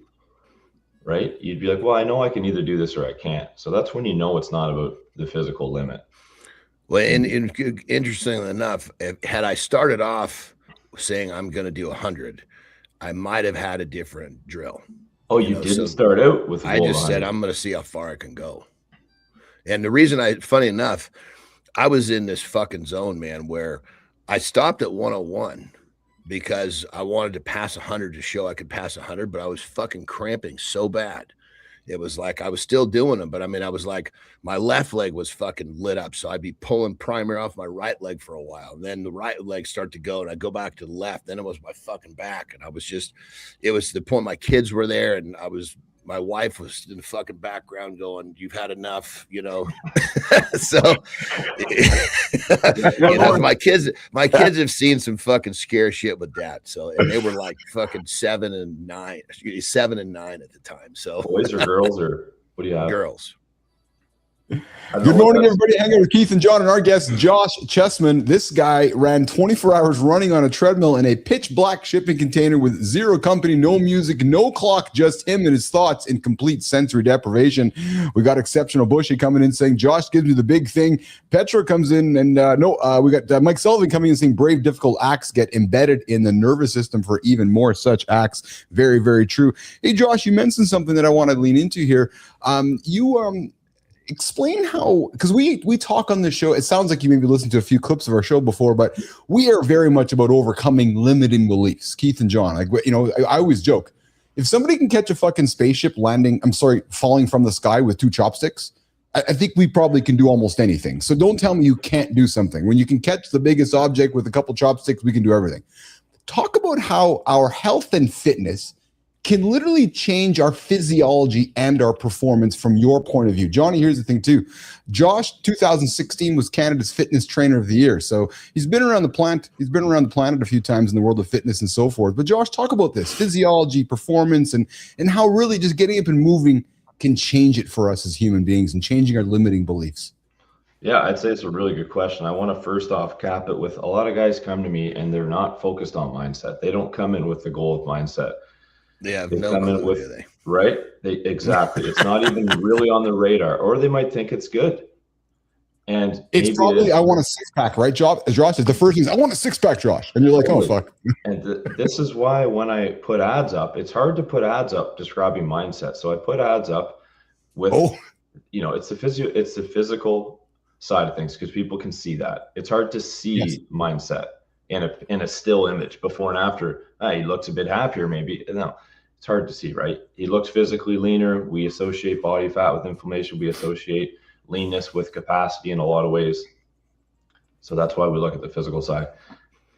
I start with the physical side. So what I do is I'll run labs. I'll run as much biometric data as I really can. So bloods, we do genetic reports, stool samples, and we get started on the physical side of it. And the reason we get started on the physical side is most men, at least the men that come into me, realize that there's low hanging fruit in the physical department. Like they're barely moving right now. Okay. So we start them on a really simple program. It's a couple days a week. It's not anything super flashy. Just get them started on something, because as you said, the beliefs, the self-limiting beliefs are there. And sometimes they're there in ways that don't show themselves. So I have to build these guys up slowly so that we can get some of those actual reps in and some of those self-limiting points. Okay, gotcha. I got to the gym 3 times. It's maybe not what I used to do. And I know, it's not what you used to do, but you're not doing fuck all right now. We got to build you up slowly. We got to build you up in a way that we're looking at all of your habits at the same time and adding in slow building blocks. And I describe it like this. I'm like, what I tell you to do week 1 is not what I'm going to tell you to do week 12. But we got to start here, okay? And I know what we got to be able to do by week 50. So we got to start slow, and it's all about proving it to yourself that you can do it, and actually just doing the things, doing the little things, getting the wins. So, brother, check this out. What you just described, I sum up to my team, and I don't know however many seconds it takes me to spit this out right now. I say, look, this is how it goes down. Sell them what they want. We give them what they need. Yeah, well said. Yeah, John, I feel like you guys are drinking the same Kool-Aid, you and Chessman. I think it sounds very similar. I'm hearing Josh talk. It sounds very similar to the approach you have with your men. Just because Josh, you'll hear John talk. You know, he'll penalize his guys to don't go to the gym. Just get up, get moving for a couple of days. Like, just put your shoes on and go for a walk. 100%. And then after you've earned the walk, then maybe go to the gym. And I love his approach. It sounds very much like yourself, which is long-term sustainable, but it all starts here before it can get here. 100%. I just don't talk to them about the long term, because now all of a sudden they've got that fucking twinkling around. You know, I basically just I I know what it takes to get them the results, to get them happy. Once I get them results, they're listening. And then I can start putting in things and they'll just trust that I understand what's going on. But 100%, obviously, man. yeah, I mean, obviously, if I was to, I mean, I shouldn't say that. I just don't talk about the length because people get freaked out by the length. You get People like distracted. you and I, Josh, we understand the length is. That's actually sounds interesting. But most Yeah, people, 50 fucking weeks. Holy shit! I'm gonna go find the guy that could do this in sex. Totally. Well, I mean, that's why liposuction's around, right? It's like, Yeah. fuck it, I'm gonna find a guy that can do it in seconds. Yeah. Hey, Josh, did you go to college? No. You didn't. Interesting. So let's and you know, John and Keith talk about this often here. Let's throw this on the stage here. Elon Musk on why the smartest people drop out of college. Yeah. College, learn stuff. Okay. Everything is available basically for free. You can learn anything you want for free. It is not a question of learning. There is a value that colleges have, which is like, you know, seeing whether can somebody work hard at something, including a bunch of sort of annoying homework assignments, and still do their homework assignments and kind of soldier through and get it done. You know, that's like the main value of college. And then also, you know, if you probably want to hang around with a bunch of people. So, Josh, when you hear him say that as a young man, and you're a father, and we'll get into that a little bit here, do we need college, Josh Chessman, or do we need our own motivation to achieve the goal? Josh, Anderson went, but he's never worked for anybody. He's always built his own life. You are building your own life. But you gotta understand, I went to college to lift weights. Yeah. Had a better gym. It was 5 years where everybody would leave me the fuck alone, where I could do what I wanted to do. $80,000 membership. Yeah. Oh, dude. Yeah. It was a private school, so it was fucking worse than that. I just weaved in a little chasing girls and some golf on my free time, and found a way to pass the classes, and I was good. I love it, Josh. What about college, man? So what's your opinion on this yourself? You know what? My opinion is that, fuck, man, everything comes back to belief. Every single thing comes back to belief. I feel like this is the initial lens that we see anything. Yes. Meaning, perspective, perception, thoughts, feelings, experiences. I think those are all after belief, right? If we think of it like lenses, like, you're wearing those sick glasses, Keith. If you had 10 more pairs of glasses that slowly got smaller, the biggest lens, the one closest to your eyes, is belief, I think. So that's why I like to focus on what people believe. And I mean, this is common in psychology. This isn't like, I'm not the first guy to think about this, but yeah, I think we need to figure out what we believe, what we want to believe, and then pretty much go from there. And I think at a young prime age of whatever, 17, 18, 19, kids are going into college, I think it could be a great opportunity if we believe it's going to be a great opportunity. But at the same time, it's slows people down in a lot of cases. I'm not going to shit on college, university. I never went. I have lots of friends that have went that are doing great, but I have more friends that went that aren't doing anything related to it, and they delayed their careers, maybe their life in a lot of ways. And I think it's a lot of individual situations, but I believe in fucking going for it. So what that means is I was in a music career. I was still training, lifting weights my whole life, basically, but I was going to be in a band. No shit. Yeah. So, yeah, you got Eminem behind there. Obviously nothing like him growing up in Detroit, but yeah, I've been in band since I was 12, just like lifting weights since I was 12. And I was like, I'm not going right to college. I don't even know what I would want to do, but I know I want to be a drummer, and I'm still a drummer. But what happened was, that's awesome. I took that delay, and then shortly realized that I wanted to be a coach not long after that. And then I just started hiring coaches, hiring mentors, call them coaches, mentors, people that could help me one-on-one, fast track where I want to get to. So I just took I don't know. I probably I spent way more money than a lot of people would spend on college, but I got to where I wanted to be much quicker and more succinctly. And I think I had more fun with it because it was people coaching me. but I had to pay for that, obviously, right? Keith, Josh, and John this morning on Mornings in the Lab with Keith, John, and friends. Hey, Josh. So I got to talk. So you're a dad, and I got a topic that's important to dads that I would love to invite you to stick around for. If you have a few minutes to stick around after the top of the hour, would you be able to do that? Yes. Awesome. So we're going to do this. We're going to do a lifestyle tip with Anderson. We're going to reset hour 2, and we're going to come back. And the topic is this, and this might make you queasy, but that's okay because you're a dad. There's some rulings come out of the U.S. right now, and this is a biological discussion. I don't want your answer, not a political discussion. Should boys and girls play the same sport? And Josh, you're a dad. We're going to come back and talk dads. I'm a dad. John's a dad. You're a dad. I want to come back and talk about that with you. So we're going to do lifestyle tip with Anderson, reset hour 2, and come back with our guest, Josh Chessman, this morning on Mornings in the Lab with Keith, John, and friends. Let's get after it, Jimmy.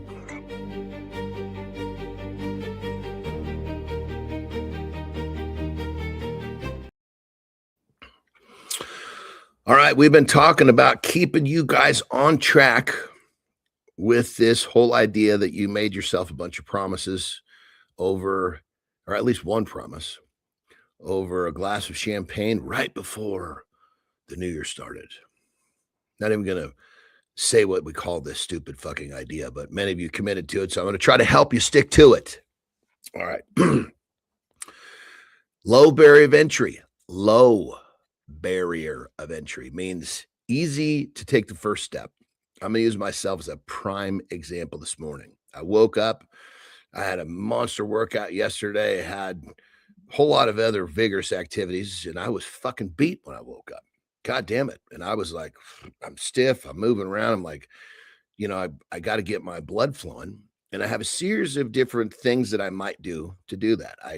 Sometimes it's going to be burpees. Sometimes it's going to be, going on my wife's gauntlet. They all sounded awful. So what did I do? I picked for what I believed this morning was the lowest barrier of entry, which was bodyweight squats.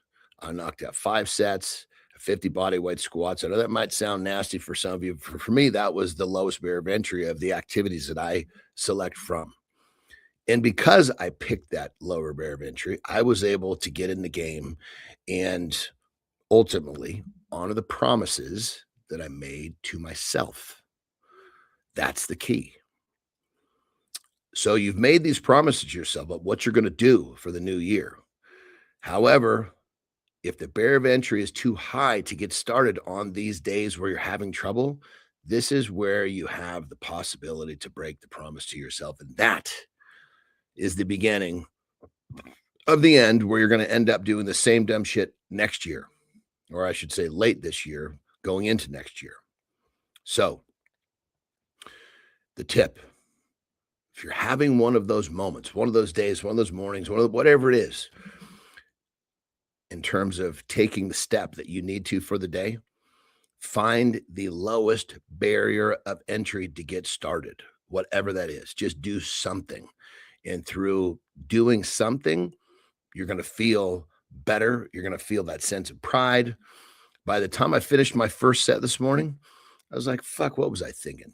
Jesus Christ, I feel fucking good now. Let's go. I'm still tired, but I was able to get in and get it done. And that is the key.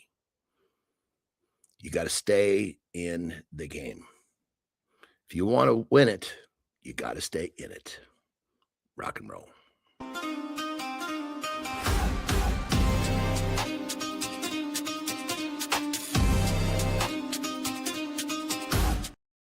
All right. There's the bagpipes. Welcome back to Mornings in the Lab with Keith, John, and friends. You're just joining us. Here's what you missed and what's coming around. We talked about the LA 28 Olympics are coming up, guys, less than 2 years. Are you going to it? Are you thinking about it? Maybe it's a good thing to wrap your head around some big goals you got coming up, because before you know it, this is going to be in the news and it is going to appear in front of us. We lean into how 2 years sounds so long until you look back and wonder what the hell happened.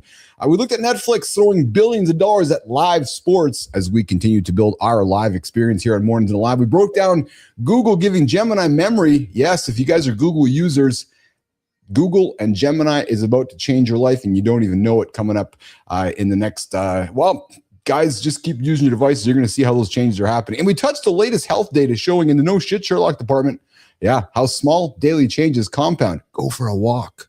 Not as motivation fluff, but as a reality check on how much little things actually move the needle over time. And then we just been hanging out with Josh Chessman.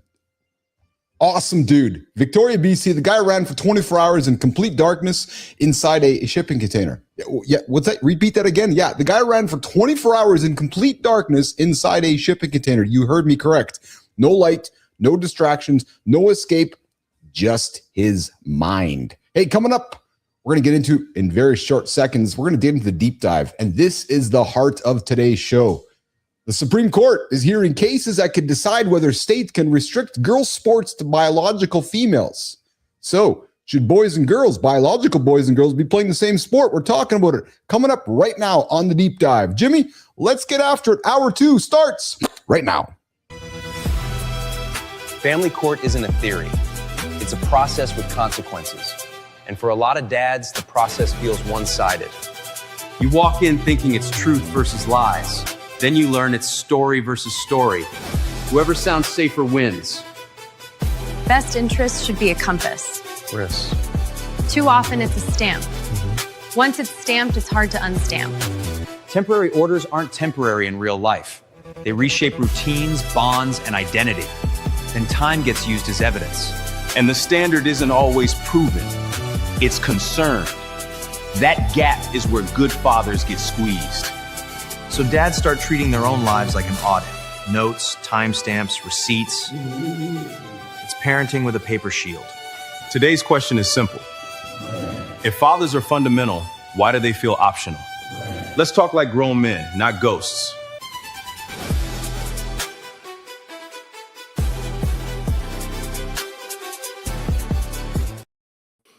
Keith and John and Josh hanging out this morning at Mornings in Lab. We're going to get into it. So, guys, this is not a political discussion. Let me make it clear. Not a political discussion, because Keith and John actually don't care what color you wear. We don't care. You got a heart. You want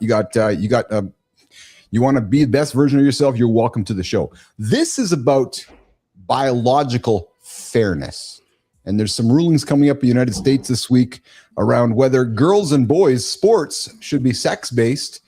And should they play together? John, let's start with you, man, because and then Josh, I want to come to you. When we started the show, you're like, there's a girl down the street who is in the wrestling business, and she's in high school. She's not in business. Yeah, I'm sorry. What's your opinion on this? Should girls and boys be in the same sport, John? Well, I think it comes down to a choice. It's basically if the female feels that she can compete at a higher level and she's truly a female, then that's one thing. Now, once we get into the whole thing, did the person start off a male and become a female? That's where the waters get muddy. I mean, a perfect example. It was what was the contest? OSG, strongman games. Basically, it's international competition that people come from all over the fucking world to do this thing. Yes, and it's the strongman games, basically. Yes, that's what they call it. And this new chick won. I mean, there's been a couple of really good ones that have just been kind of battling back and forth for that title. And this new chick won. She was a fucking beast, like 6'4", like never seen a chick like this. But normally when you see a chick like that, you can tell something's a little, she's just a little clunky. This one was like fucking like, whoa. Well, then we fucking find out. A boy. She used to be a man. Yeah. Well, how the true girls were fucking pissed. Yeah. And I totally get fair. That's not fair. So now, of course, people are going to get all bent out of shape about that. No matter what we say, people are going to get fucking pissed. Yes. Yes. So I think what it comes down to is if we're dealing with original parts, I think it's just a choice. Now, if that whole concept gets changed, different conversation. Josh, you're a father. Boys or girls? It's a good conversation. I want to actually set the precedent with. I've actually trained a couple transgender folks. I have too. I've had a few that I've worked with. Yeah. So I want to set the stage because this does get political real quick. Even when you say that, I don't have any issue with transgender people at all. And neither do you. Right. And let me jump on you too. Because we pride ourselves, Josh. I don't expect you to know much about our show. We pride ourselves on very much having a welcoming, safe space. I cannot repeat enough times we actually don't care what gender you are, what color you are. There's enough history of our show to suggest that Keith and John are love, man. We are lovers, not fighters. I really don't care. This is really about the biological. If you were born a boy, should you go into the same sport where a girl was born a girl? Not about the changing parts, just the born to born. John? You know, and I should also add something too. I've actually worked with both directions, like females that have been trying to go the other way. Yes. And I had one gentleman, as he would have been proud for me to say. Yes. He wanted to be a powerlifter, but he came from the other side of the fence. I mean, he was fucking climbing a steep hill. Okay. You know? Okay. Yes. So that's obviously now he's working against his fucking original programming. So whatever someone wants to do, with that is totally fine by me, and I support either way. But now, in terms of the going back to the original parts game, that's where it's when we get. It's like when we're playing. It's almost like if you were to have a very, very strictly tested type activity for PEDs, and then one that wasn't. It's two different set of rules that we're playing with, and there's all sorts of arguments and blah blah blah. And everything that I've been involved in has been pretty much open.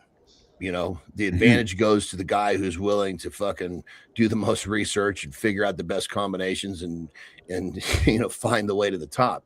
So I don't have judgment anywhere, but I'm just saying I can totally understand if you're playing the original parts game and someone comes in that's not playing original parts, such as if someone was in a completely free PED free environment and someone snuck through that wasn't, that's fucked up too. Yeah. Josh, so first of all, thank you for joining this conversation, because I know this is a sensitive one. So you willing to be a part of it? And I maybe kind of threw it at you. Thank you. So walk into it, and I'd love to hear what you have to say, brother. Yeah, appreciate the conversation. What can I say that John hasn't said? Well, we've been speaking the same language the whole fucking time, bro. So let me help you here, Josh. Let me help you here. You have boys or girls? Or a boy or girl? What do you have? I have a son, You have a son. Okay. Yeah. Okay. So one day your son comes home and says, there's a female that is going to compete. Does your son play sports, Josh? He does. He's not a hardcore sport guy, but he will, and he does. Yeah. Okay. Yeah. So Dad, a female is going to come and try to take my spot on the football team or the baseball game, or the hockey team. There's a female that's taken my spot. She's a biological female. I'm a biological boy, and she earned the spot instead of me. Is that okay? Great. Yeah. I think it's awesome. 100%. I could have answered that for him.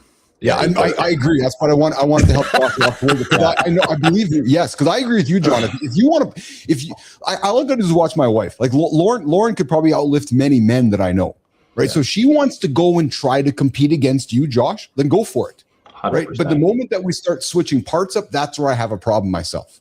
That's where I have a challenge. I think there's a difference. Probably, as John, you're alluding to, is like the competitive nature of something. It's one thing when you're in a mixed house league, like fucking, are we talking, my son's 11, he's doing house league hockey, and there's someone saying, well, there's a girl here, she's really good, she can keep up. Well, then great, she deserves to, she can keep up. But when it's like, well, this is there's protocol, there's standards to it. Yeah. Like you have to earn your way into that. I'm not just going to start saying I want to be a powerlifter, so I'm going to get to compete. It's like, well, no, Josh, you're not strong enough, you fucking idiot. You got to train your way to that. And even then you probably won't make it. I think we got to stick to the standard. So to your point, John, yeah, PEDs, it makes a really big difference if you've been on PEDs versus if you haven't. So And in some ways, I don't know if it's been said, but it's essentially like a man versus a woman. It's like a woman on PEDs, and that's probably doesn't even compare to a man in a lot of ways, right? Yeah. Like the advantage of just being a man biologically versus being a woman on PEDs, it probably doesn't compare, because you have to be on PEDs for the same amount of time, and then the damage, the downside to being on it for so long.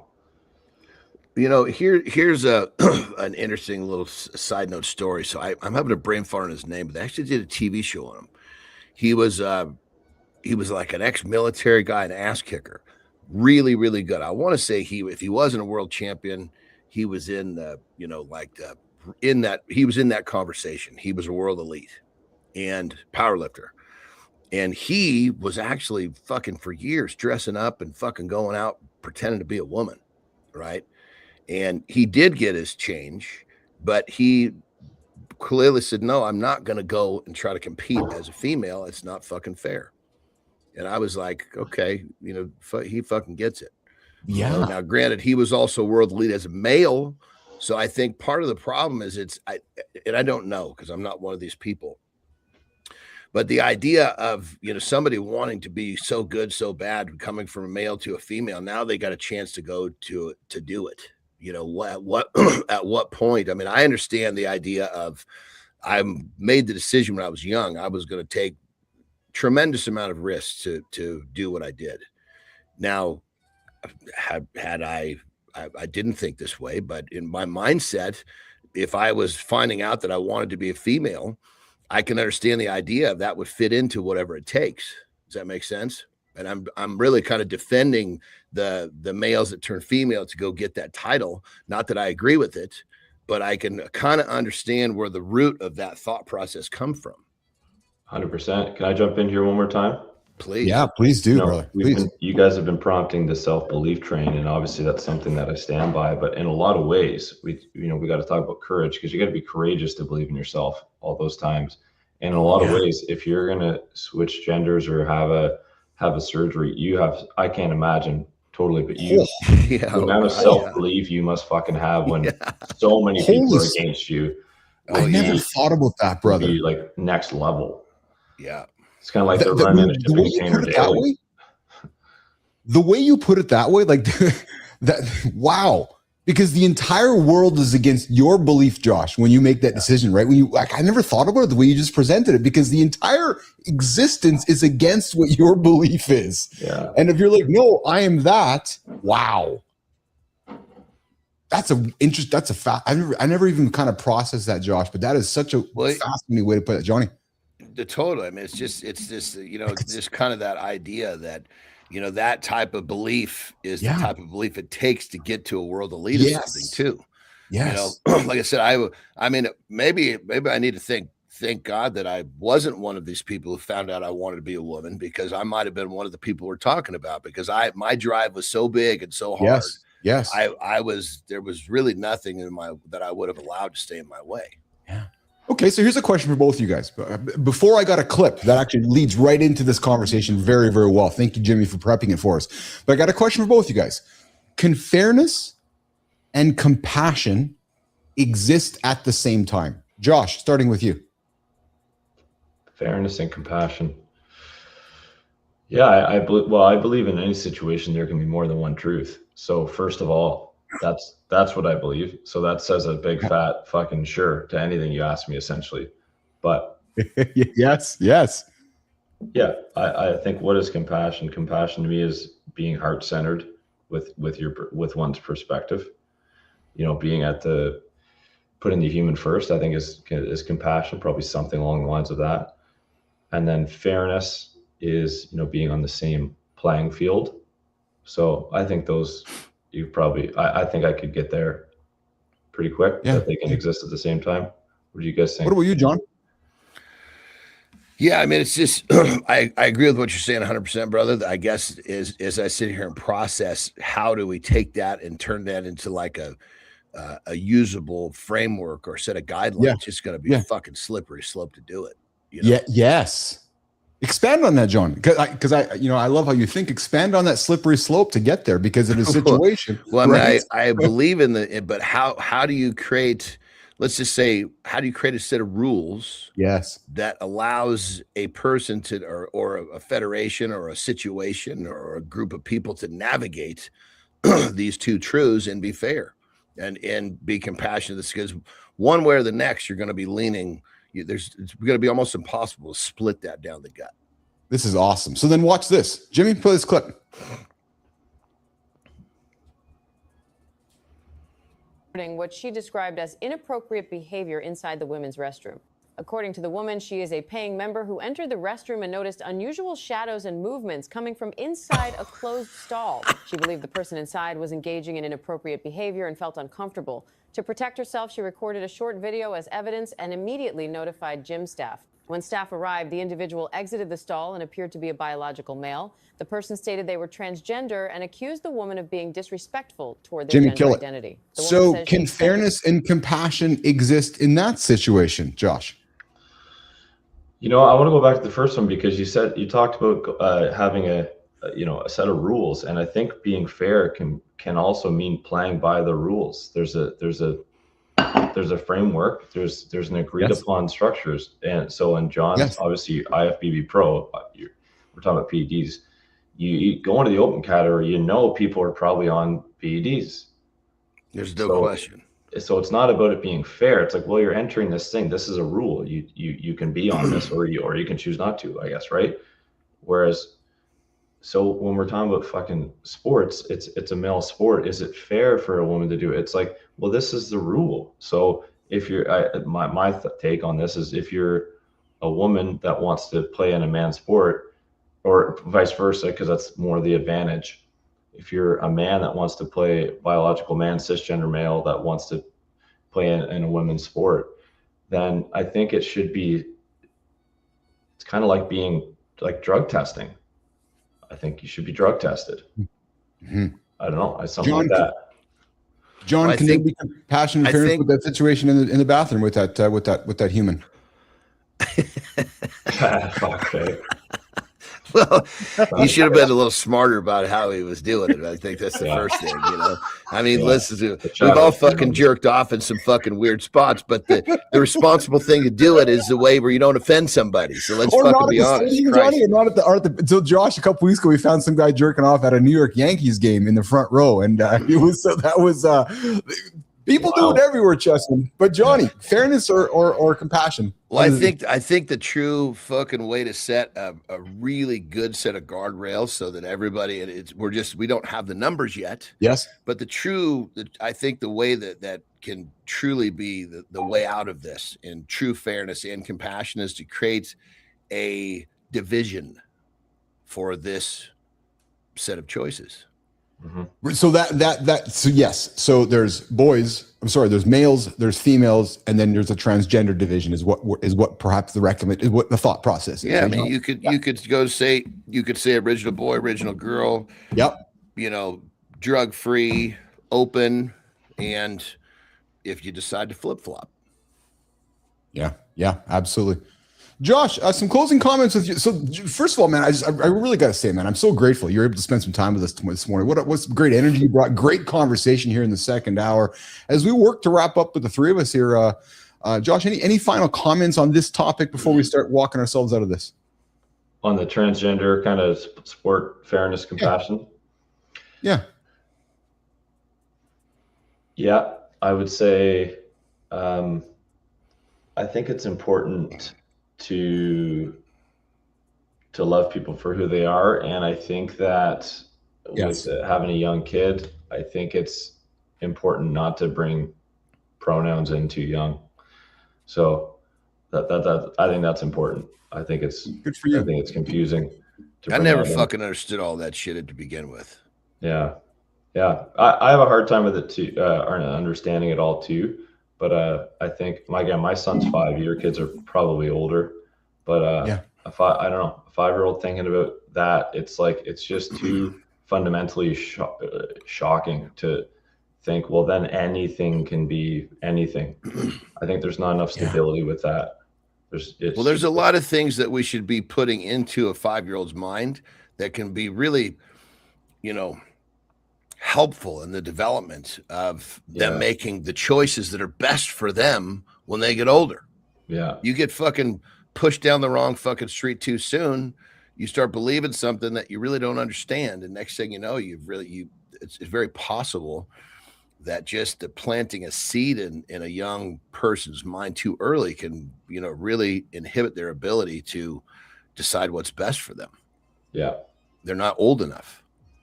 Yeah, agreed. Hey, Josh, before you go, can you take a quick moment to talk about your parents? Are they alive? Are you close to them? Are they a part of your? Are they active part of your life? Both my parents are alive. One, I'm super Canadian, right? I have a dad that lives in Nova Scotia and a mom that lives in Ontario, and they separated for half my life. So I am somewhat close to both.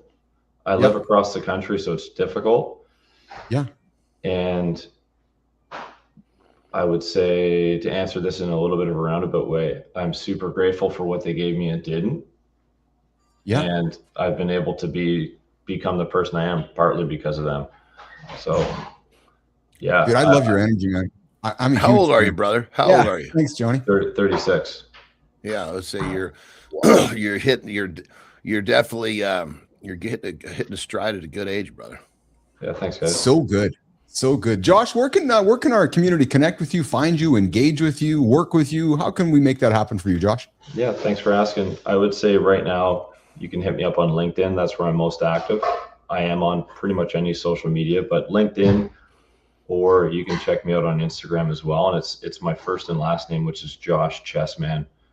Yeah. That's my coaching company as well. So keep it simple. Beautiful. Beautiful. Josh, I got to tell you, man, I have a wonderful young lady named Anne who's out there searching for interesting people. Her task is to find interesting humans.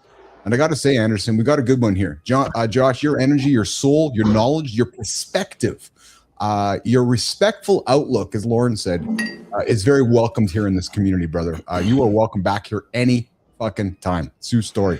You know, the cool thing I like about you, brother, is that the lead in, of course, was this fucking crazy thing you did. Yeah. Right. But it was actually the least interesting of everything we talked about. Yes. Yes. So well said. Not that it wasn't amazing, but it's just what I'm really saying is there's so much more to you. And many people, they're missing that. You know, we've had guests on here that do something fucking to catch the eye, but then, then it's empty. Yes, you're right, John. It's empty. Fucking squeezing fucking blood from a turnip. Yes, yeah. So John is right, Josh. Like the headline got you in here, but as we kept unraveling the layers, I was like, oh. Yeah, he gets it. He gets it. That was just all that was. That was just a fucking tool. Yeah, absolutely. It wasn't like an end. Speaking of tools, I grew up with a program that I loved. It's ridiculous. Josh, maybe you saw it, maybe you haven't seen it. Johnny, I teased you with this a couple days ago, and you're like, what the fuck are you talking about? I know Petro knows what I'm talking about, and it's called Airwolf. Do you remember the fictional helicopter that fucking flew in and saved everybody, Johnny? It was on Friday. No, I don't remember that one, dude. That was like Knight Rider. I fucking was ashamed when I watched that show. John, do you remember the show at all? Like you're younger than I. Do you remember it at all? No? No, I have an older brother too, and he never talked about it. Maybe he was ashamed too. I don't know. The most yeah, that's right. That's right. If you're gonna watch one of these kick-ass shows, it better be kick-ass, like fucking 18. Man, now we're talking something. Oh my God! See Petro remembers. We got Petro coming in saying so. Jan Michael Vincent was in it. Oh, Petro, you're in question too. Jesus Christ! It's the most ridiculous fucking show, man. It was like a cops and robbers show, Josh and John. But when they needed help, they brought in the helicopter. It's like, okay, let's bring in the Airwolf, and then that's exactly the problem with fucking Knight Rider, a fucking car that talks with a fucking pussy driving it. No problems are getting solved here. A car that talks with a pussy driver. There you go, Josh.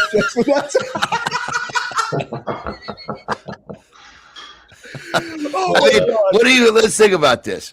You're in big fucking trouble. And once that fucking curly-haired fucker's name shows up, are you going to feel safe? No. You got my pizza? That's what you're thinking. Oh, my God. David Hasselhoff. Yes, exactly. Hey, Josh, you got a list going on today? What do you got going on today, Josh? I got a lot going on. I'm going to spend some deep work time, and then I'm getting my son later. Oh, yeah. That's really about just trying to be present and not focus on a bunch of other shit. There we go, baby. That's awesome. That's awesome. Hey, Josh, and hey, John, before you go,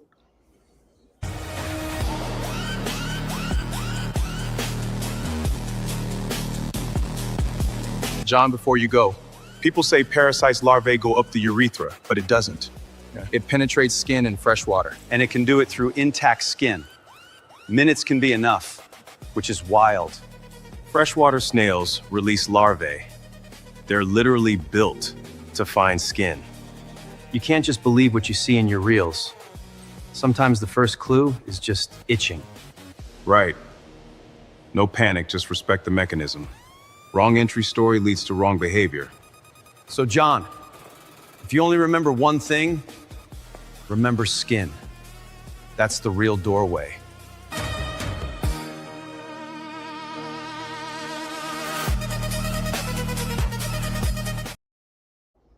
I'm enjoying our John. I'm fucking having me ride a fucking dirt bike down a freeway. It's still.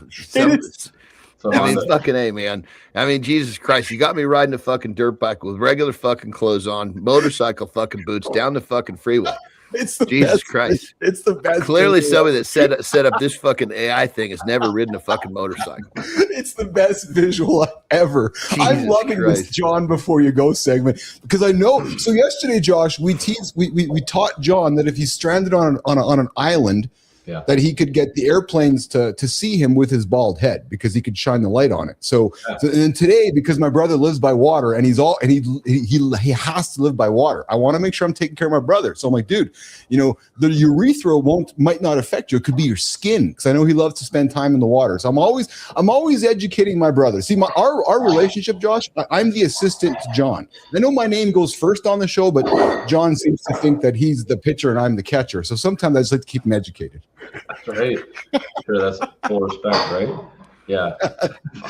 Yes, it's exactly it. We've never met. We just love each other over the show every single day. Yeah. Well done, guys. You guys do a great job, honestly. Yeah. Thank you so much. Josh, dude, I appreciate you hanging out with us today. You come back and spend some time with us anytime. I'll come knock on your door on LinkedIn. We'll grab a coffee sometime and let's stay in touch. Okay, brother? Thanks a lot, guys. Yeah, brother. Awesome. Keep kicking ass, man. The world needs more people leading by example like you. I agree. All right, Jimmy, let's walk Josh out of here. Keep a quick minute with Johnny before he says goodbye. Dude, that was awesome, man. I thoroughly enjoy that guy's energy, brother. What good energy. Yeah. And I could see you walking towards him as he was talking because you're like, oh, this guy's drinking the same Kool-Aid. It's like a mini John almost, actually. Yeah, I mean, it's a mental thing. Totally. Yeah. Yeah. 100%. You know, it's like as soon as you hear someone talk, very quickly you can recognize if they're in the different space. Yes. The moment he opened his mouth and started communicating the way that he did in a very methodical, processing way, I'm like, okay, I see why this guy was successful in the shipping container because this took him there and this got him out of there. So, and so we've talked to enough people on the show, you can just tell right away, right? So I was like, oh yeah, this guy's a real deal. So, and I loved how the whole show flew together. I got to be honest, I didn't plan it this way. Keith and Melissa and Jimmy were stressing about today's show, but it was great. You know, it was a controversial type topic, but not. It was a human topic, and we had great discussions through the whole show. What were they stressing about? Well, no, because we just had some things going on behind the scenes to put the show together. So just me and the team, just the mechanics behind, that you wouldn't see here. So, but it came together quite well. It came together extremely well, and I threw the nugget at our guest to say, hey, we're going to have a controversial discussion. And Johnny, he picked it up and he ran with it. Not everybody would, right? And that tells you the kind of character that he is as well. So I appreciated that. And Petro says this, yes, should have put John Anderson in the Airwolf. Oh, Jimmy, yes, let's get Anderson in the Airwolf helicopter for his next exit. In that fucking thing, or are you getting me in fucking the talking car? Not getting you in the talking car. That's like, fuck, man. You know, it's like TV show have some fucking self-respect, for Christ's sake. That's what I'd be telling myself, you know. Could you imagine just take us back to the simpler times in life when we're growing up? Could you imagine that pitch session? Yeah, so we're gonna have this TV show, John. Yeah. What is it? Well, we're gonna have a talking car. Yeah. And we're gonna have some pussy who's driving it. Oh, okay, let's make the show. And even worse, the fucking talking car sounded like a pussy.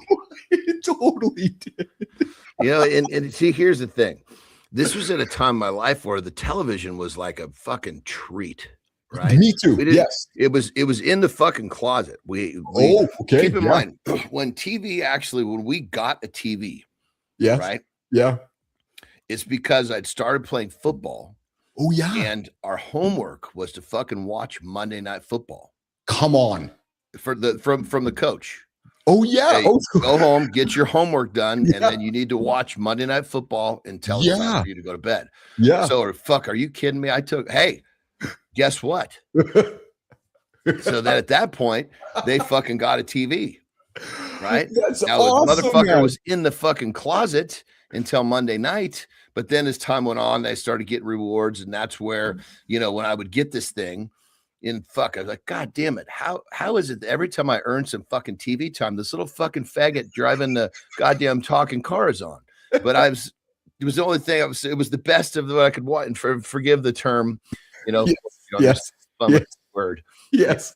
Somebody out there is going to get bent out of shape and leave the show. It's on you. Hey, I always say this. I say this all the time, and I'll say it again. The amount of hours and minutes that we talk, if somebody wants to catch a headline and judge us, my words are this: fuck off. And here's why. Because you haven't spent enough time to get to know Keith and John and all the love that we actually have on this show. So if you're going to pick a headline out and pick on us, then this is not for you, because you don't know us very well. That's as simple as that, brother. Simple as that. And these like that, if I use that word and excuse me, and I was actually had a stance against homosexuality, crucify me. But that's what I mean. Like, that's what I mean. Like, you can't judge because, it's just like the conversation. Jason, we had somebody laughing going, I can't believe I was sitting in the back green room and you guys were deciding what to judge on, how to call somebody, whether they were a dwarf, a little person, or a midget. And I'm like, we're just having a conversation just like we're having in a back room. And it's all about love, not trying to offend anybody. If you got offended by it, then this is the show for you. Simple as that. Yeah.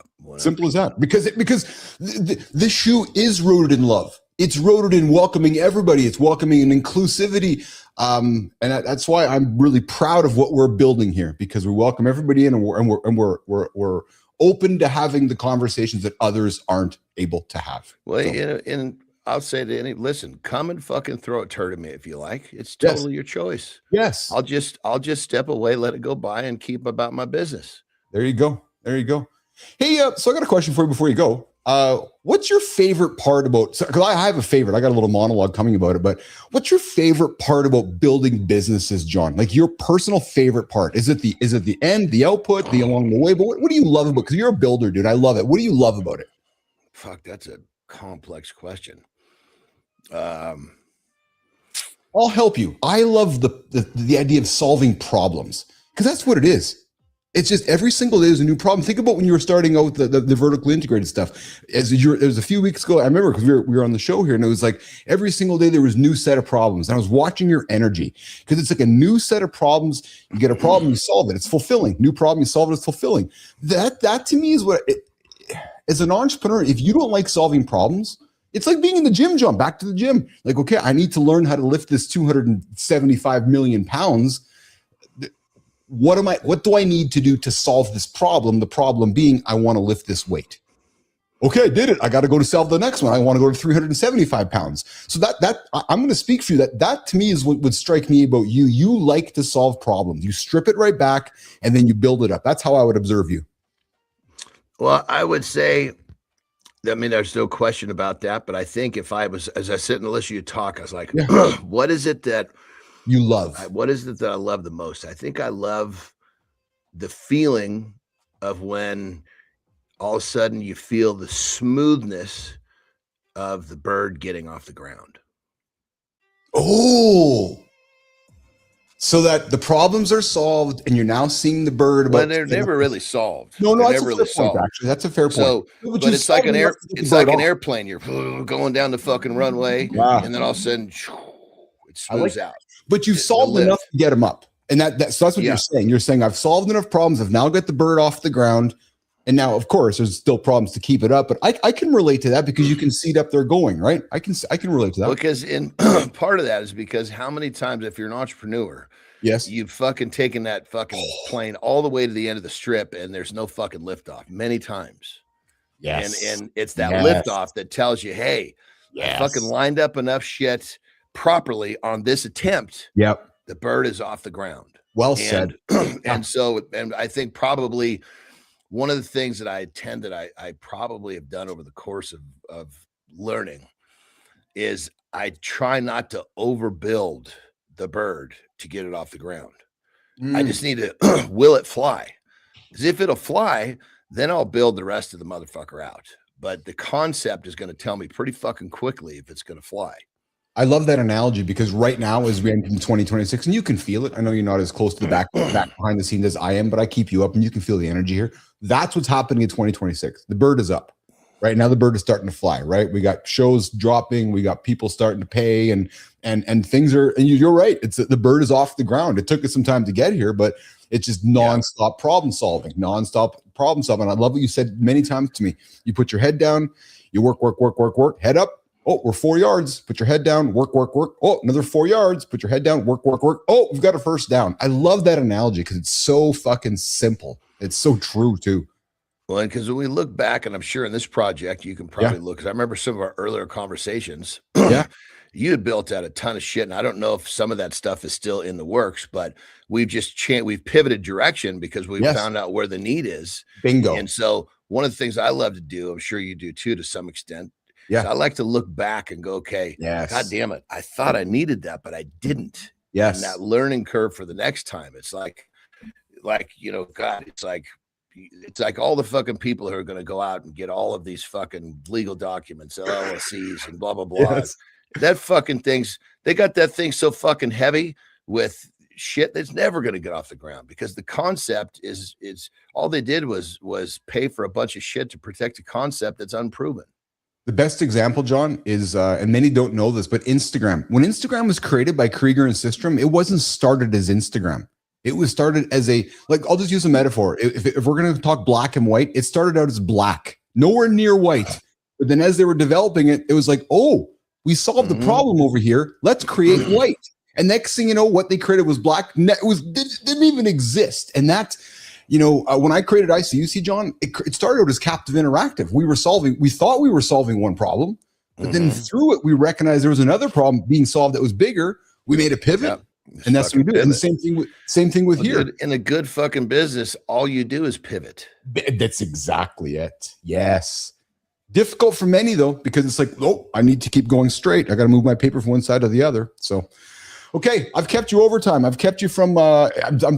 You got a nap schedule, or when are you tired? So you got a nap, or what? I'm gonna get a nap. Actually, I've this morning, funny enough, talking about problems. I actually have fucking problems I have to solve. So I had to actually cancel my filming after this. That's why I'm not itching to get out of here. There's nobody's waiting for me, because as soon as we're done, I got to go solve some fucking problems that popped up last night that I need to get fucking. I need to get these fuckers solved before the rest of the world wakes up. Opinions says avoiding problems is the exact opposite, where it usually feels horrible. It's hard to argue that. And then opinion says, how did you guys meet? Well, I'll tell you how we met. I found John on Matchmaker, like a pod matching service a couple years back. I invited him to my show called Live in the Lab. John and Keith sat down, hit it off, had a great conversation, and then invited John back with Keith and Marty last July. And did I ever tell you that wasn't actually me on Matchmaker? No, that wasn't you. No. Now that I know, of course it was. Of course it was me, but it wasn't really me. Yes. And then I had you on in July. It was end of July for it was round 2 on Mornings Live with Keith, John, and Marty. And then opinions.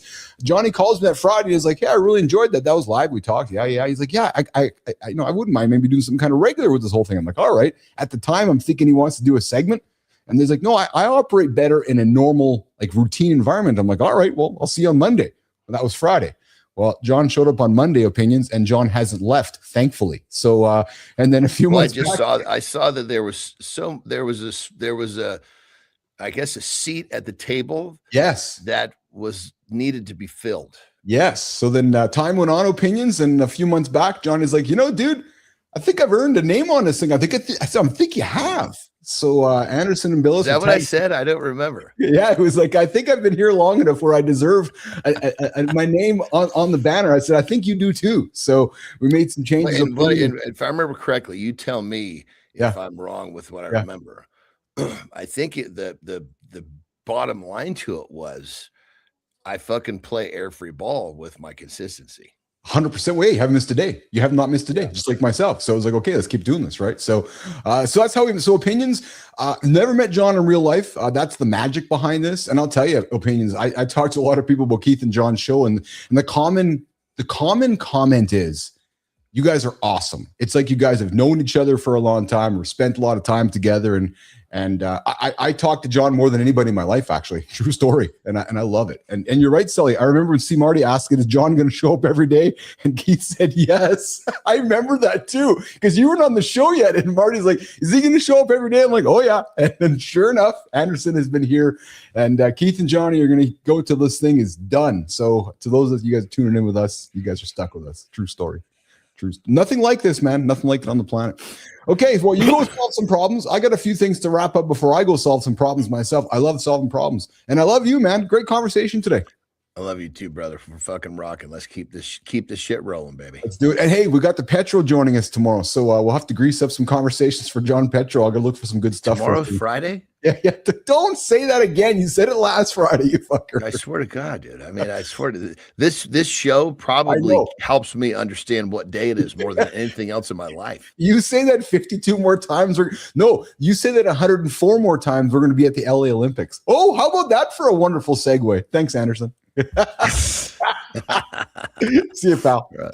Have a good loop, my brother. You bet. All right. Johnny's out of here, guys. What a shaking. Good morning, everybody. Good morning, everybody. You're left with the handsome chief. That's me. Hey, what a fun show here today. Jimmy, Melissa, we did it. What a fun show. True story. Sometimes you just have to sit back and accept what's thrown at you. I think that's how we got to get after. But a big thanks from me to my team here today. I know there was a little bit of anxiety before the show started, but I will tell you, I got the best fucking team on the planet. And I'm so proud to be a part of this team, which is why I kicked it off. Again, how I kicked the show off, I think is largely how I want to end it. I really believe strongly in the power of a morning conversation. And I think today was a good example of that. It's a way to address stakeholders, whether it's your customers, whether it's your internal team, maybe it's your stakeholders, maybe it's all of your stakeholders, but setting the tone for the day, I think is a wonderful way to set the tone for everyone.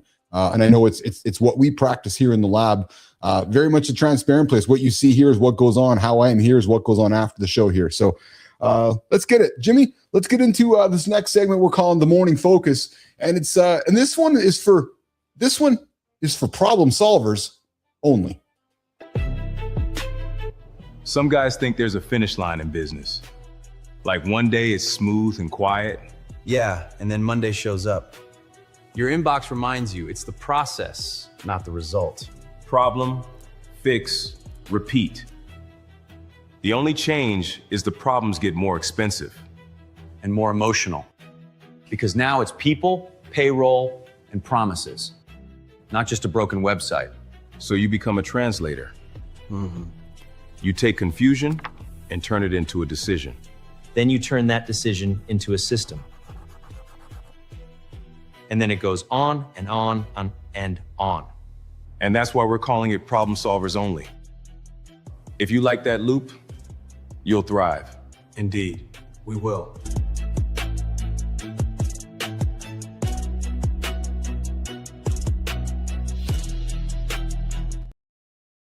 Man, I love being an entrepreneur. For the same reason, I should say, that most people hate it. Oh, I'm sorry, Johnny, I used the word, but I just love it. I love being an entrepreneur for the same reason that most people hate it. And why? Because it never stops. Oh, what doesn't stop, Keith? Well, being an entrepreneur, solving problems. You see, there's no finish line when the world taps you on the shoulder and says, congrats, problems are over. Enjoy the view. It doesn't work that way. You wake up and the scoreboard resets. New day, new fire. Look at this show. New weird thing that absolutely nobody prepared you for. And here's the truth people don't say out loud, especially the entrepreneurs. Entrepreneurship isn't building a business. No. It's building a relationship with problems. It's the job. That's it. Entrepreneurship is building a relationship with problems. That's the job. Not the logo, not the LLC, not the pitch deck, not the hustle, not the let's go, let's fucking go. No, it's solving problems. It's more like, what's broken? What's missing? What's unclear? Why are we slowing down? What's scaring? What's leaking money? Who's creating the friction? What's the one thing we're avoiding because it's so hard? And if you don't genuinely love any of that, you're going to hate the life of an entrepreneur. And more importantly, if you're truly a founding entrepreneur, you're going to hate this. 16, 17-hour days. Balance? Somebody recently said to me on the team, Keith, teach me about balance. I said, fuck, there's no balance. No. The people that want balance are sitting in the stands. The LeBrons, the Bradys, the Andersons, the Billuses, the Gretzkys, the Jordans. No, we're on stage solving problems. Because the problems don't just politely show up one at a time. Oh, today there's a problem for you to solve. No, they show up as a bundle, non-stop. It's like a subscription, auto-renewing every 20, 30 seconds, every day. It's a customer issue. It's a team issue.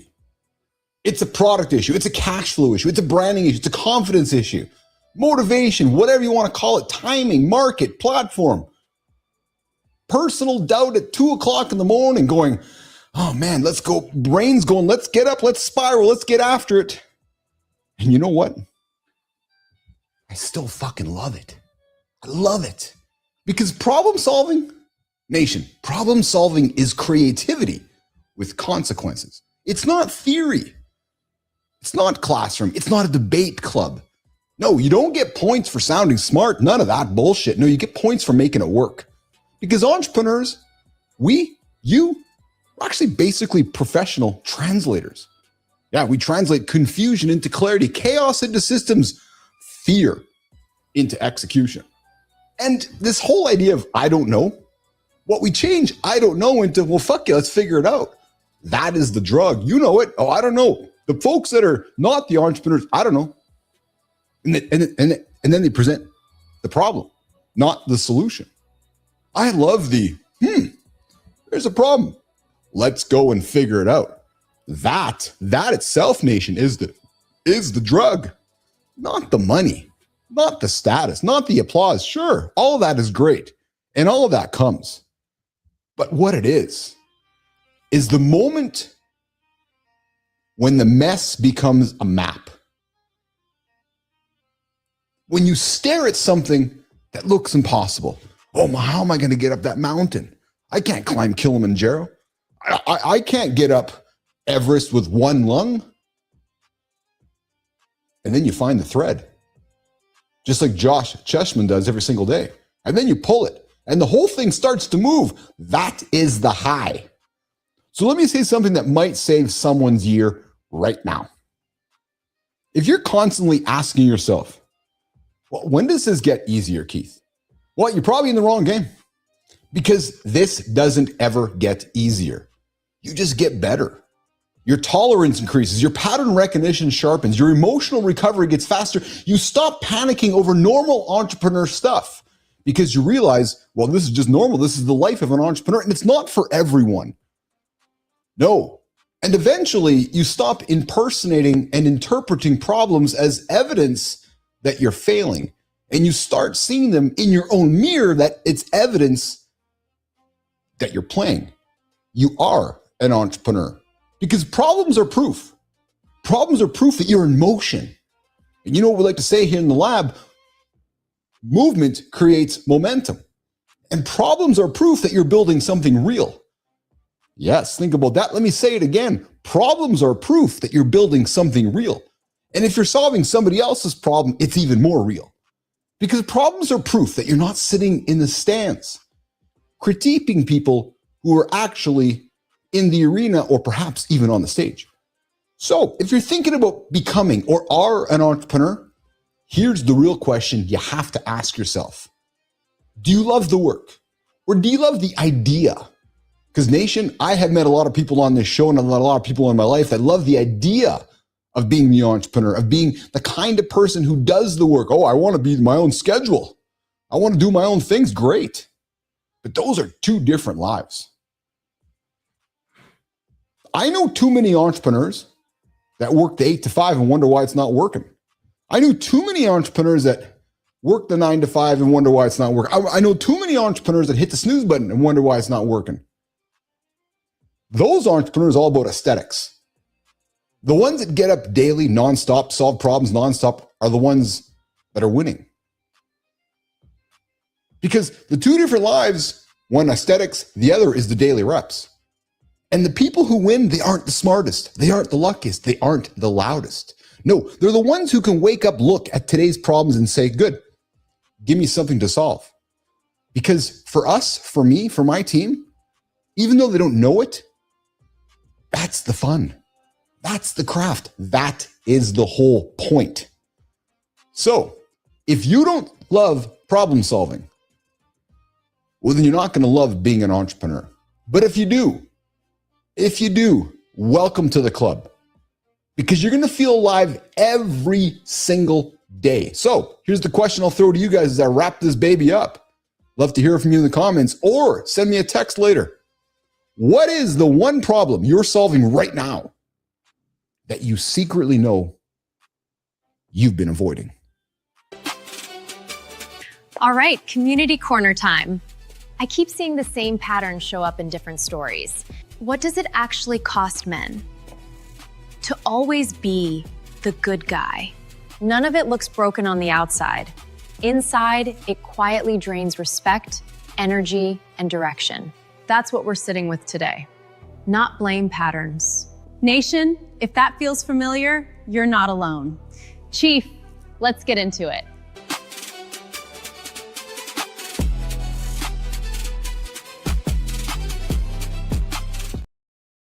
Thank you, Maya Reyes. Maya joins us every single day at 8:30 Eastern time, right here on Mornings in the Lab. She hosts our Community Corner segment. Maya's been with us for a few months now. Maya Reyes, Sophia Grant, Sterling Vale, Preston James, Frankie and Tommy. That's the entire team we have here on Mornings in the Lab. We go live here every single day, 8 o'clock Eastern time. You guys can join the conversation as well. I see opinions are like. Plus, remember, problems aren't bad. Problems are what keep us motivated, and problems are what keep people employed. Dude, you have named it. You've just put, fuck right. If everything was perfect, then what? True story. Well said. What I find, though, opinions, is that opinions, I got to go solve some problems. Have a great day. Yes, opinions, thanks for hanging out with us, my friend. We couldn't do this show if people like you didn't hang out and converse with us. So thank you for joining us, and I'll see you tomorrow. Good luck solving your problems. And if you guys got a problem you can't solve, you want some help, come send me a text, 431-300-3005, because it's not as if I don't have enough problems myself to solve. So maybe I can help solve yours. 431-300-3005. All right, guys, listen, we're going to start the Community Corner conversation over on YouTube. The nice guy's missing ingredient. Gen Existence says self-respect is the missing piece for people pleasers. It's hard to argue that, isn't it? It's a deep, steady belief that your needs, opinions, and boundaries matter just as much as everyone else's. Well, nobody's above you, because without that, boundaries and assertiveness feel like performances. You keep apologizing, over-explaining, and perhaps chasing approval. Here's the thing. Many married men slowly train themselves into this child-parent dynamic, asking permission, saying yes when they mean no, avoiding conflict. Over time, you're seen as someone to manage, which breeds criticism and disrespect. But here's the shift. Gen Existence says, state decisions directly instead of asking permissions, like I'm going golfing Saturday morning, instead of, is it okay if I go golfing on Saturday? I'm in the mood for Mexican food. Address passive aggressive digs and calmly in the moment by stopping that exaggeration. Guys, what has been your experience with being a nice guy? Because nice guys, do they finish last? Or is it just about self-respect that needs some shaking up? Let's get the Substack using guilt as fuel. Using guilt as fuel. Yes, not an anchor. Wayne Boatwright. Why do we know Wayne Boatwright? Why do I know that name? Wayne Boatwright killed a woman while driving drunk. Spent years in prison. Wasn't Wayne on the show, Melissa? He learned something about guilt that most people never figure out. When you've done real harm, guilt doesn't go away. No, I'm a bad person. That's shame. That collapses you. Guilt says, I did something bad. That's different. It keeps the path open. And most people try to escape that guilt through denial, through self-punishment, or forced forgiveness, but none of it works because your body knows when the harm was done. So my invitation for you is this: stop asking, how do I get rid of this feeling? Start asking, what can I do with this guilt that is still here? Because guilt is a signal to you, nation, that the responsibility still remains. The invitation goes like this: use it as fuel for ongoing repair. Apologizing isn't repair. Feeling bad isn't repair. Repair is concrete action over time that makes the world measurably safer or better. So the question you have to ask yourself is this: what guilt are you carrying that's waiting to be turned into action? It's an interesting question. What guilt are you carrying?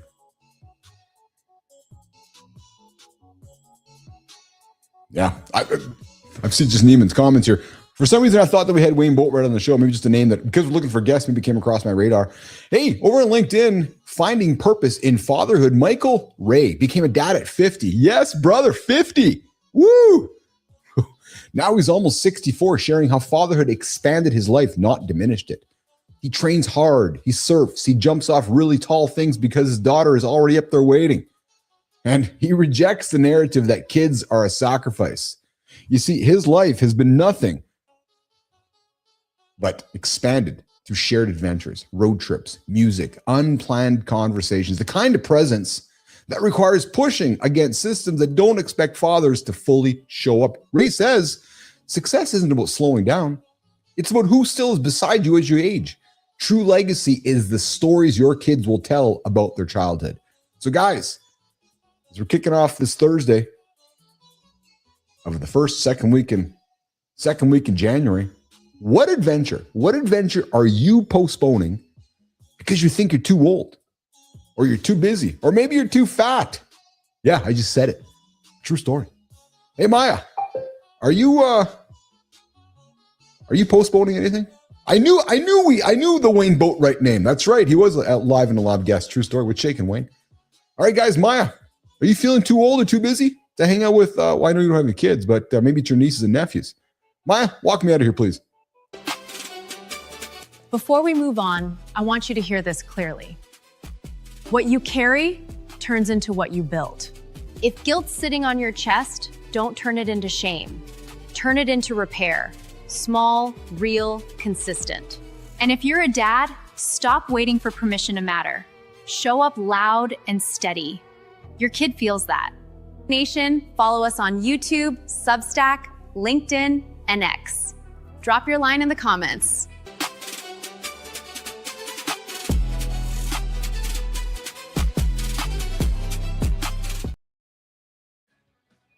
Hey guys, what a fun show. Today was a show that I think it's going to sit with you for a bit. I hope it sits with you for a bit, because we slowed the noise down and we talked through what's happening in real life today with the Supreme Court case about girls' sports, boys' sports, and not the political discussion. No, Keith John and our guest Josh Cheshman had a real leadership discussion about dads and about fairness and so forth. Compassion and fairness exist at the same time. I invite you to go back and listen to that conversation. What an awesome conversation with Josh Cheshman. He took us inside 24 hours of complete darkness, no light, no distraction, no escape. What did he do?